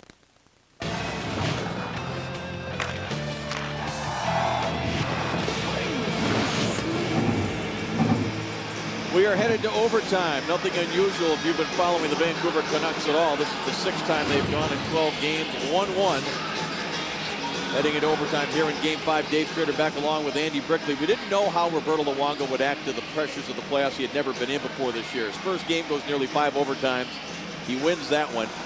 Based on what he's done here tonight, Brick, his career playoff save percentage almost 95%. Well, if you talk to the Vancouver players prior to Game 5, an elimination game for Vancouver, to a man, they all said the least of our worries is our goaltender, and it started right in period number 1. He was sharp, he was focused, he was athletic. He really concentrated on not only making stops but controlling rebounds. He fought to get good looks. Faced 17 first period shots, continued with that performance in period number 2. Another 22 shots piled up by Anaheim. Roberto Luongo, the best player on the ice for Vancouver tonight. The coaching staff for Vancouver saying, hey, we're just one shot away. And that one shot came off the stick of Burrows. And here's all this talk about Roberto Luongo, and that is obviously not him. That is Danny Sabarin. And we have no idea why Roberto Luongo is not here to start this overtime. I just saw somebody go running down the runway that leads from the Vancouver bench back to the dressing room. But Danny Sabarin is down to our left. And they've just are making the announcement here. As Naslund sends it in behind Shiger. Well, it's customary in our business, Andy, as we're setting up a period, for our director to show us each of the goaltenders. It's a good thing we did it there, because we would have been shocked to see the puck go that way and see somebody other than Roberto Luongo in goal. Now Solani tips it in deep. Sabarin. On the far side, it's controlled by McDonald. What a position for Sabarin. His second time in this series. He replaced Luongo in Game 1 and played 11 minutes. Faced 6 shots and gave up 1 goal. Now Solani. Backhands it in deep. Mitchell sends it off the far boards, and it deflects out to center ice. Now it's deflected at the line by Paulson, recovered by Morrison of Vancouver. And the Canucks long pass to center ice. Daniel Sedin sends it in. Now it's recovered by Hansen back in the neutral zone. And this is a period of long changes for both clubs. Whoever manages the ice better will get opportunities in transition, as well as body position, which could lead to penalties. Scott Niedermayer hit the side of the net. Here's Henrik Sedin trying to make something happen. It's played up the board. Sopel turns it wide of the net. Now it comes out to Hansen. Hansen moves it along, intercepted by Paulson. And Paulson starts it back. He has the only Anaheim goal. That came 14 seconds into the second period. Burrows has the only goal for the Canucks. That came at 11:03 of the third. And Roberto Luongo did not come out here for the overtime. And Sabarin, I thought, was going to face a shot there, but good work by the Canucks to prevent Penner from getting it on net. Here's Getzlaf now. Hands it back in along the end board. Taken by Corey Perry. Centering pass knocked away by Sabarin. Covered here by Getzlaf. Luongo is back to the bench. Here's a shot through traffic, and it was up in the air. It had to be some kind of a major equipment issue for him not to be ready to start this overtime, but Luongo is on the bench. But will he be able to get back in the game? Pressure here, a shot saved by Sabarin. And now Poulos able to lift it ahead. It doesn't come out of the zone. Getzlaf trying to hold it in. Wins the battle. Here's Penner. But Perry delivers a hit on Olin. Huskins holds it in behind the net. Here's Perry. Wraps it in front on the forehand. Sabarin a save.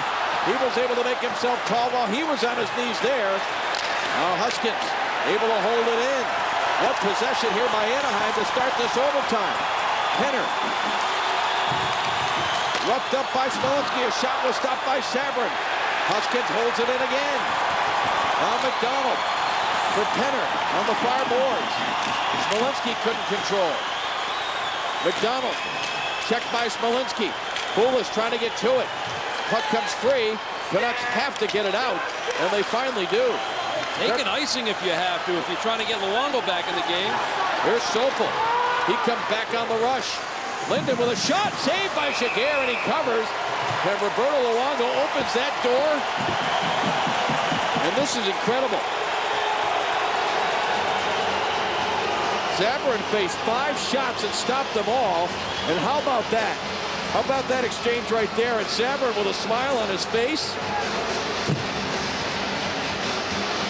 Well, great pressure by the kid line, the big kid line. They protected the puck well. They tried to get it to Sabourin in any angle they could. The best was Perry walking out from behind the net, the turnaround wrist shot. Sabourin, who was able to hold that short side, stayed big, used the big chest protector, both shoulders. Impressive performance. That is so difficult. You have no idea when you're going to get into the game in that situation, regardless of Luongo's predicament. You know, it's not like a player that can be in the cage in baseball taking batting practice between periods 3 and 4. Here's a chance now moving in. McDonald with a shot on Luongo. Cut off the angle. And may have gotten a piece of that. Backhanded the other way now. Here is Morrison. Morrison, a shot, save, rebound. Loose outside the blue paint, and it's cleared to the boards by Bolshevik. Boy, now we've got some action going both ways. Brendan Morrison leaves it now for Naslund. Angled to the boards by Bolshevik. Delaney moves it along on the near side. Chipped up the boards by O'Donnell, but not out. Here's Morrison, hands it off for Bieksa. Now back in deep, it's recovered. And flipped up in the air by Bolshevik back into the Vancouver zone. One-handed along and cleared out to center ice. The Ducks have it. Pronger hands it off, and Paulson sends it behind Luongo. Now Bieksa hammers it off the boards, but he didn't get it by Rob Niedermayer. Out at the line, Pronger just did hold that puck in. Comes to Rob Niedermayer, a shot just wide of Luongo. Into Sedin for Hansen. Avoids most of that check, although Paulson got a pretty good piece of him. Now a delayed offside is called. Opportunities at both ends. Roberto Luongo gets back in the goal just in time to have Andy McDonald walking right in on him. Inside the hashbacks, it looked like this puck went through the legs of Luongo and just wide on the far side. Not sure if he got a piece of it or not. McDonald made the move he wanted to make, getting Luongo to open up. Opposite end of the ice, J.S. Shagir out to challenge Morrison, taking away as much of the net as he possibly can. There was a rebound there, but enough Ducks to get back to it first. Now it comes to Huskins. Huskins plays it ahead. Thornton, May, and Ryan Shannon, but this will be an icing call, so. Advantage Vancouver. Yeah, Randy Carlyle put his 4th line out here, hoping to get some pressure in the offensive zone. Now these guys have to stay out for this faceoff. 6 of 12 games have gone to overtime, a 3-2 record for Vancouver, and nearly better than 2 complete extra games, if you will. Sabourin played the first 3:34 this overtime and faced 5 shots. Big face-off win here by the Ducks around the boards. And May now hands it off. Ryan Shannon going wide on Daniel Sedin. Gets it to the net along with a save. Puck cleared to the far side. Rob Niedermayer has it. And now the Ducks are trying to complete a change, and Vancouver able to come back the other way. Hansen trying to get it through his man. Now it comes back up the boards. And Brad May with it. Might have been able to hear somebody yelling, "Get the line, get the line." Get it to the red line and get it in. Now it's flipped back out to center ice. Bolshevik came up, tried to get it with his glove, and he missed it. Here's Henrik Sedin. Angles it to the corner. Recovered by Scott Niedermayer. He starts it back up the ice. Sent in wide of J.S. Shagir. Now Bolshevik tries to hammer it around. Sopel comes down the boards. Puck is recovered by Paulson. Hands it off to Rob Niedermayer. And Rob Niedermayer angles it off the boards back inside the Vancouver end. You know, I said there was an advantage for Vancouver on the ice, and with the 4th line out there, Ryan Shannon very calmly wins the faceoff in the offensive zone, and then had a scoring chance by taking the puck wide the offensive zone. Now Getzlaf backhands it up the boards. And taken here by Corey Perry. Now Olin had it slapped away. Here's Dustin Penner with it. Penner up the boards, Getzlaf. Now for Perry, back for Getzlaf. Getzlaf behind the net. Wheels to the forehand, turns. The shot was blocked by Matthias Olin, but Getzlaf has it again. Hands it off. Corey Perry a drive, and the shot was deflected by Sopel. And Sopel gets to it. Now the puck in his skates. He couldn't make the play he wanted to make. Here's Corey Perry again.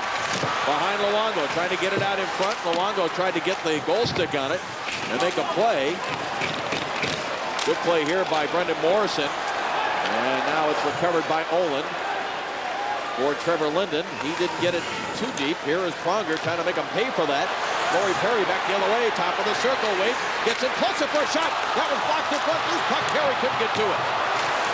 Now Bolsheman. Checked there by Green. Intercepted Corey Perry. Hands it off in the corner. McDonald checked by Bieksa. Now it comes down left point. Sean O'Donnell snaps it toward the net. Didn't get through. And the Canucks try to come out with it. They finally do. Bieksa for Burrows, who has the only goal for Vancouver. Pass to the front of the net, deflected up high on the glass. Now Kunitz. And it's deflected out to center ice. Solani. One-on-one against Mitchell. Solani has McDonald coming. Drops it for Andy McDonald, and he overskates it. And the Canucks able to clear. Bolsheman has to hurry. He's got the angle on Green, able to knock it away. There was a loose stick on the ice right with Solani. You want to make that backdrop pass to McDonald. That's what broke up Andy McDonald's attempt to handle the puck. Paulson has it again. Accelerates into the Vancouver zone. Luongo has faced 53 shots, made 52 saves. Trying to extend this series to a Game 6, extend the season for his team. The Ducks, if they get the next goal, they're in the conference finals for the second year in a row. And they started this all the way back in training camp, as Randy Carlyle talked about before this series. There's nothing short of getting to the Stanley Cup final and hoisting that big silver trophy. It's going to be deemed a successful season. Crowd reacts to a big hit by Rob Niedermeyer on Hansen, who is slow to get back to the bench. Shiger handles the puck now. Scott Niedermeyer for the Ducks. Hands it off right wing side. His brother Rob trying to get through Owen. Rob Niedermeyer right through the goal mouth. And it's picked up on the near boards by Trevor Linden. Linden on the weave for Smolinski. Smolinski takes it deep. Could not get it out in front. Chopped at by Corey Perry. And recovered by Penner. Hands it off for Getzlaf. Getzlaf drops it back. Penner checked on the play. Good back check there. There's that back pressure. And Rick Bowness was talking about earlier with Billy Jaffe. Much better job there. Jan Boulis on the back check. He's got great legs. Never gave up on the play. Read the play well, too. Knew exactly where to be when Penner wanted the one-timer. Perry deflects it into the Vancouver zone. Kunitz gets down to pressure Mitchell. Now Mitchell will wrap it around. Solani waiting on the far side has it. Timo Solani rips the shot. Held in by Scott Niedermeyer. Sent it back toward the net. Loose puck. Poked out a couple times. Luongo doesn't have it yet. Now it's knocked away to the boards. Kunitz sends it back in deep for McDonald. He's checked on the play. Puck comes free. McDonald waiting for the pass from Kunitz, but it didn't get to him. And now it's backhanded over the glass. And what do we got? That's a penalty. Willie Mitchell's going to go to the box. Always a difficult play for a defenseman, particularly on his backhand. Under duress. You want to make sure you get that puck elevated. You want to go hard off the glass, but this one's going to go right up over the glass into the crowd, and he's going to go to the box for delay of the game. Great pressure. It started with the kid line. They get the line change. Solani reads the wraparound. He keeps the play alive with a bad angle shot. Kunitz kept the play alive. McDonald continued to work hard one-on-ones. There's your penalty call and a power play opportunity. Probably not a bad time for a timeout, but we're going to get a snow shoveling, clearing timeout. Willie Mitchell in for delay game. Let's recap the action. Only 2 goals in this game, none in the first period. Then Paulson scored just 14 seconds in on a scramble. Some contact right there between Moen and the goaltender Luongo. He complains to no avail, 1-0. Then the fourth line. We wondered where the energy would come from when we said that Vancouver didn't seem to have much. And then Savard started this overtime, we believe because of an equipment problem. And then after making 5 saves, Luongo came back in the game. I'm trying to search my memory, and it's tough at my age, Andy, but I did a game earlier this year with the Florida Panthers, and I want to say that Ed Belfour did not come out to start a period, and there was no explanation for it. I think he had a broken skate, and it just took longer than the intermission time for the equipment guys to get it fixed. And that's probably what it was with Roberto. And I'm sure the exchange between the two goaltenders, certainly from Roberto's side, was saying, nice job, awesome, way to be ready, way to keep this game alive, 2 huge saves. Thanks for giving me the opportunity to get back in here because this is the game I want. Last night's game we did in San Jose ended on a power play goal because of a delay of game. And right now, the Ducks have a chance to end this game and the series with Mitchell in the box for a delay of game. Solani feeds it to Pronger. On the far side, Scott Niedermayer finds Getzlaf, top of the circle, sends it low. Solani a shot, Luongo the save. And it's hammered off the boards, and it's taken by Trevor Linden, recovered by Burrows. Short-handed, the Canucks come on the attack, but not for long.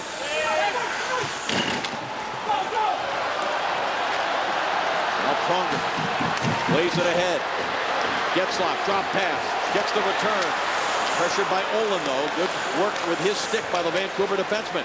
Now Solani backhands it in front. Penner will stop. Pronger to Scott Niedermayer. Long shot blocked in front again. Now Pronger rolls it back in deep behind Luongo. All the way to the far side, Scott Niedermayer. Bumped there by Bulis. Here's Getzlaf with it. Flip pass now for Pronger toward the net. Knocked down and deflected wide by Luongo. Scott Niedermayer again. Top of the far circle. A minute still remaining on the power play. Solani drives the shot, doesn't get through it, comes back to him. Josh Green recovers, backhanded, but not out. Pronger hands it off now for Getzlaf. Getzlaf far side, Scott Niedermayer doesn't take the one-timer. Now tried to just feather it through, and it was blocked by Josh Green. 3 shots so far for the Ducks with this man advantage. Now Solani trying to beat Bieksa. Pulls his way through him. Solani steps out. McDonald, a chance! And a save by Luongo. Solani, just that little hesitation move, able to fight through Bieksa. Gets in, and McDonald with an opportunity from inside the hash mark. Pronger couldn't hold this puck in. Now intercepted in the neutral zone. Burrows lost it there to Pronger. One of the Vancouver Canucks stumbled a bit. Pronger spotted that. Lead pass now for Perry. Corey Perry for Andy McDonald. Final 5 seconds of this power play. Andy McDonald far side, long one-timer. Bolshevik missed the net. And the rebound, good job side of the net by Salo, tying up Corey Perry. And it's back the other way and just offside at the Anaheim line. Well, power play opportunity for Anaheim. A number of good looks. Pronger using the indirect pass to a streak to Solani. Gets body position with the speed. Takes the puck to the net. And even though it's not a clean move, McDonald's right there in position to pick up that opportunity. But a positional stop by Luongo. Very calm save. Opportunity with the man advantage goes by the board for Anaheim. Face-off control here by Vancouver. Sopel hands it off. Backhanded by Daniel Sedin in deep. Henrik trying to get in on the forecheck. Bolshevik now trying to protect the puck for the Ducks. 7.5 remaining. We're back at full strength. 7.5 remaining in this first overtime. If the Ducks score, series over. If the Canucks score, Game 6 Sunday night, General Motors Place. What an atmosphere that'll be. We'll have that game for you here on Versus. Oh, and they almost cycled it right to Daniel Sedin in the slot, and it went by him all the way back inside the Vancouver zone. That time, Olin just a little too anxious to jump in a shooting lane. Now here's Naslund. Naslund nearly walks through. Remember, he's got the 3-game goal-scoring streak. Back to the point. Mitchell fakes. Now lets it go. Deflected just wide of Jaguar, who was sliding to his right. Now Sopel steps in. Picked up by Morrison. A backhander. Jaguar save. And now he has it covered. Well, what's it like if you're J.S. Jaguar and you're watching the performance that Luongo's putting on at the other end? More pressure? No, just control what you can control, and that's what he talks about all the time. I can't worry about what Luongo's doing. I can't worry about what anybody's doing. I got to just concentrate on what I can bring to the team and to the rink every night. Little save. Backhand is just so difficult to read.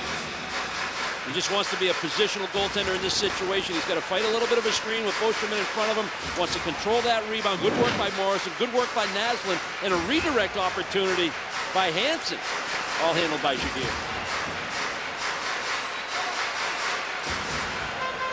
Face off now to the left of the Anaheim goal. Andy McDonald talking a little strategy there with Pronger as McDonald lost the draw to Morrison. It comes back to Bieksa. Wink wide. Mitchell, a shot sails in wide of Jaguar. Now it comes to Kunitz. Plays it ahead. Solani racing to get to it. He wanted to hammer it quickly. A shot from the line by Kunitz, deflected up on the netting and out of play. Let's go down to Billy Jaffe. All right, thanks a lot, Dave. You and Andy just talking about what J.S. Jaguar can do, and he can just worry about himself. Well, how about Roberto Luongo? Earlier this week, he was asked about his relationship with Jaguar and what he admires about him. He says everything. He says, you know what? He might be the most technically sound goaltender I've seen. I watch him at the other end, and I admire how technically sound he is. So both goaltenders with mutual respect, both from the Montreal area, and even in the offseason, they get a few lunches together as well. So a lot of admiration in each net for each other. I appreciate that very much. Got a note from the guys in the studio who are pretty sharp on the technicalities of some of the rules. And I, like you, Brick, was thinking, why doesn't Vancouver just ice it to get the whistle so they could make the substitution? They would not have been allowed to substitute Luongo on an icing call. Excellent point. Nice to know those guys are listening. Thought they would probably have their cots out and ready to take a nap, but paying attention to things. I'm wondering if you could call it an injury situation in that play. Getzlaf fires this one just wide. Now Getzlaf again. Picked up by Olin. Now Corey Perry in the corner. Watched by Salo. Trying to get it to the front of the net. Canucks wouldn't let that happen. And Smolinski plays it off the near glass and back into the Anaheim zone as the play slows down just a bit. The ebb and flow of what you get sometimes in these overtime games in the playoffs, because everyone is so careful. A lot of energy has been spent already. Rob Niedermayer slipped to the ice, gets back up. Daniel Sedin chopping at him, trying to get the puck free. Intercepted now by Jannik Hansen. Hansen gets the return pass now, pushes it ahead for Sopel, knocked away and back to center ice.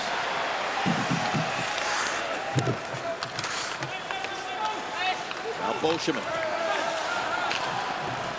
For Scott Niedermayer.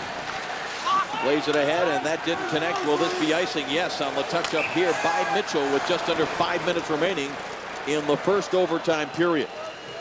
Well, you were making a point, we were talking earlier about the overtime goal scorers this year, and only a couple of them have been guys that scored at least 20 goals during the season. Yeah, this will be the 13th overtime game tonight that we've seen in the National Hockey League, and you know, it's been amazing. The guys that score in overtime, only 3 of them have been 20-goal scorers.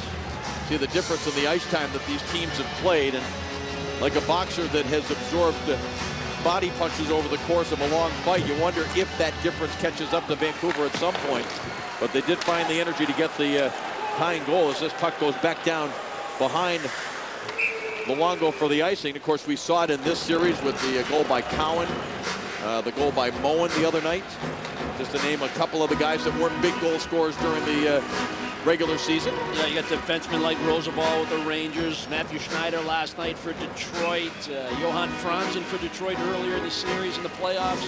So yeah, guys that really aren't big goal scorers have been heroes here in the postseason. 58-25, the shots on goal. Face off to the right of the Anaheim net. Rob Niedermayer has stepped in to take this draw against Morrison, who kicks it back to the line. Olin now for Salo. Salo, a shot. Save made by Jaguar. That's the second time he's been very aggressive coming out of the blocker. Could be an odd man rush here for Anaheim. Olin sets it up. Scott Niedermayer's shot goes wide on Luongo. Now it's chipped up the far boards. Marcus Naslund starting it back for Vancouver. Bolsheman under some pressure there from Taylor Pyatt. Morrison centering attempt was intercepted by Solani. Solani's had good legs, it seems, all night.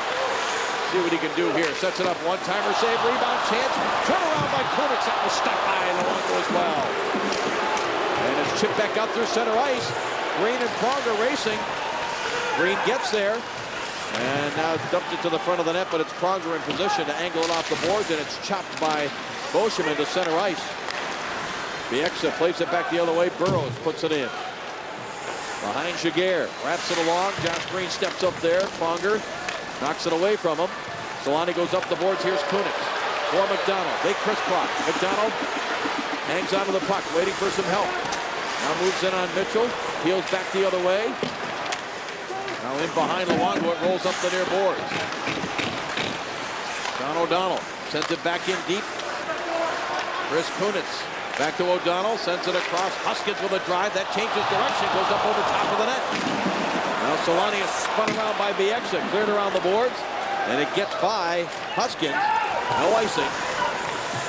Well, the changes have got to be quick here in the first overtime. Kunitz has a man cutting for the net, and it's deflected wide by Getzlaf, and it bounces in wide of Luongo. Well, Getzlaf has had a couple of those in these playoffs, and back come the Canucks on the rush. Malinsky with a drive, and it's up high on the glass. And back the other way with speed now comes Corey Perry. He drops it back, Getzlaf into the zone for Perry. In deep for Dustin Penner. Goes to Getzlaf. Immediately checked on the play by Smolinski, who backhands it high in the air and settles it down. Didn't go far enough for icing.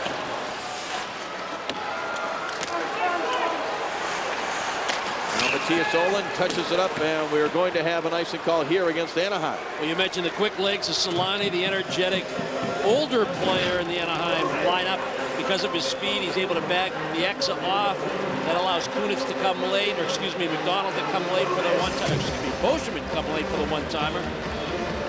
Good stop, the overhead look. Whew. Ooh, that close. Second chance, just wide on that right pad side. That was the redirect by Getzlaf on that second opportunity. Again on that quick up through the neutral zone with Vancouver trying to make the long change. 13-4, the shots on goal here in the overtime, 60-25.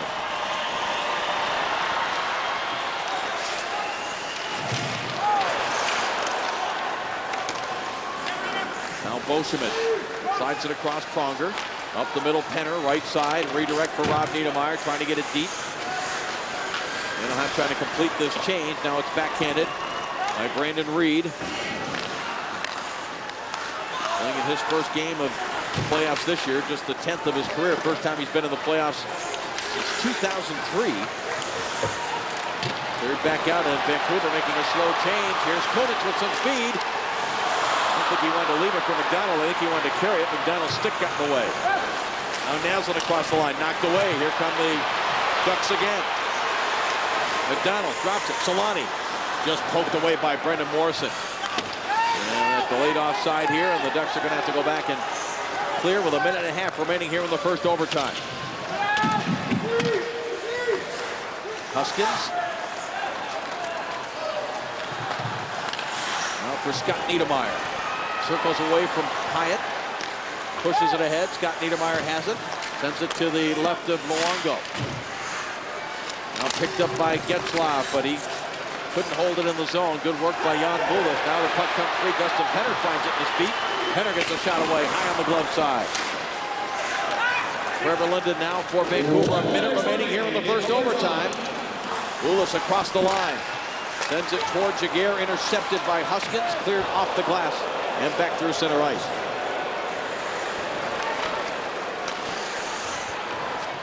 Now Olin. For Smolinski, and that didn't get through. And back now comes Scott Niedermeyer.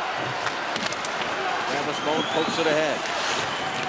Corey Perry gets to a loose puck. Fakes one way, goes the other. In behind Luongo. Paulson with a big hit. Travis Moan, the overtime hero the other night in Vancouver, but now the Canucks come up with it. Olin, final 20 seconds of this overtime. And back in along the end board. Cleared around by Pronger all the way up to the Vancouver blue line. Paulson battling there with Hansen. No penalty coming. Rob Niedermeyer slides it across, backhanded. It's loose in the crease area and taken by the Canucks. And a player sliding right into Luongo is Sammy Paulson. And Luongo has a quick comment for the officials moving in. Strong plays by Paulson along the wing boards to keep this play moving into the offensive end. And then he gets to the front of the net. It's knocked into Luongo for his troubles. Luongo thinking better of it. He thought about maybe if he give him that little drive face first to the ice. Goal can look. Luongo again down, sorting things out. There's your body contact. There's also a little discipline. 61-25 the shots, 1-1 the score. The guys in the studio can't wait, so we're going to get it back to them after this break. last winning lotto number is 40. 40! I won! Life comes at you fast. Am I covered? Oh, yeah. You're covered. Oh, yeah. Oh, yeah, I won. Let me just drive the car, cuz. Come on. Can I get the keys to the car? Life comes at you fast. When the unexpected happens, Nationwide is there with the right solutions and advice. Nationwide is on your side. 300, 2 behind the leader. Perfect distance, and just to the left of the green. This is a very tricky shot. Good speed, right at it. Oh.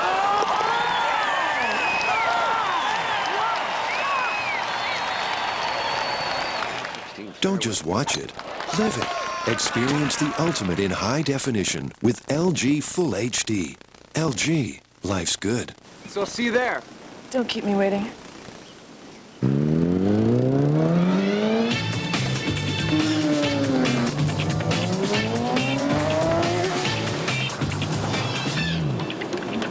Our SUVs, as much fun as our bikes.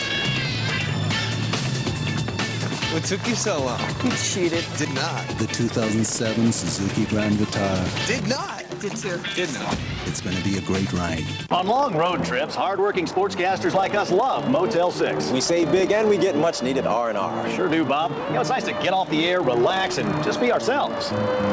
You swimming in that? Yeah, I'm feeling it, Bob. We'll leave the light on for you. There are times you gotta ask yourself, do you think you've got the torque, or do you know you've got the torque? Get Q Torque Power for trucks, heat activated to help more torque reach the road. No leading synthetic oil delivers more torque than Q Torque Power.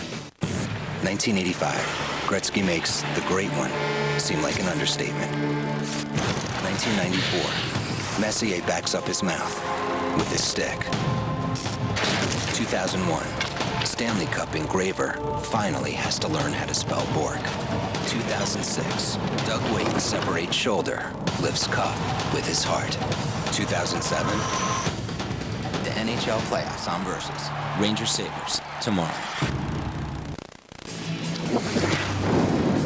Hockey Central on Versus is presented by Esurance. Make it your goal to save on auto insurance. Visit esurance.com today.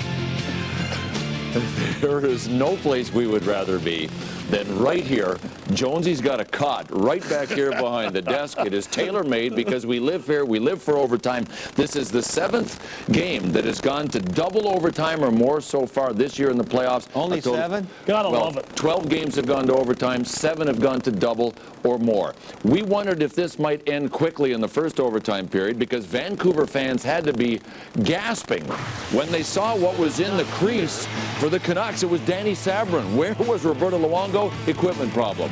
I've never seen anything like that ever happen to me, certainly not in a playoff game, but after Sabran made some really key saves, Roberto Luongo says, way to go, kid. Outstanding, that's right. And Luongo just kept it going where he left. Unbelievable saves in this hockey game. Anaheim carrying most of the momentum into that overtime session, and it ends at 1 apiece. All right, well, Dave Strader thanked us for having the info about the notion of icing the puck to get Roberto Luongo back in because we sent a little message to them saying, no, you're not allowed to switch your goalie on an icing call. And the reason we know that is Jonesy. Scary, isn't it? Yeah, but tell them why we know that. The only reason I know it, I worked the game Flyers, Penguins, December the 12th of 06, this last season, and the Flyers were up losing 5-2. So they pulled Niittymaki midway through the second period. He went to the bench. Off the ensuing face-off, he was being talked to by his coach during the play. They said, all right, get back in the net. The unfortunate thing was Martin Uhl had just gone into the goal. The face-off was caused by an icing. And when Niittymaki got to the net, the referee informed him, the same rules apply to you as to the other players on the ice. You are not allowed in. So he stood in Pittsburgh in the tunnel, waited, and Uhl was in net.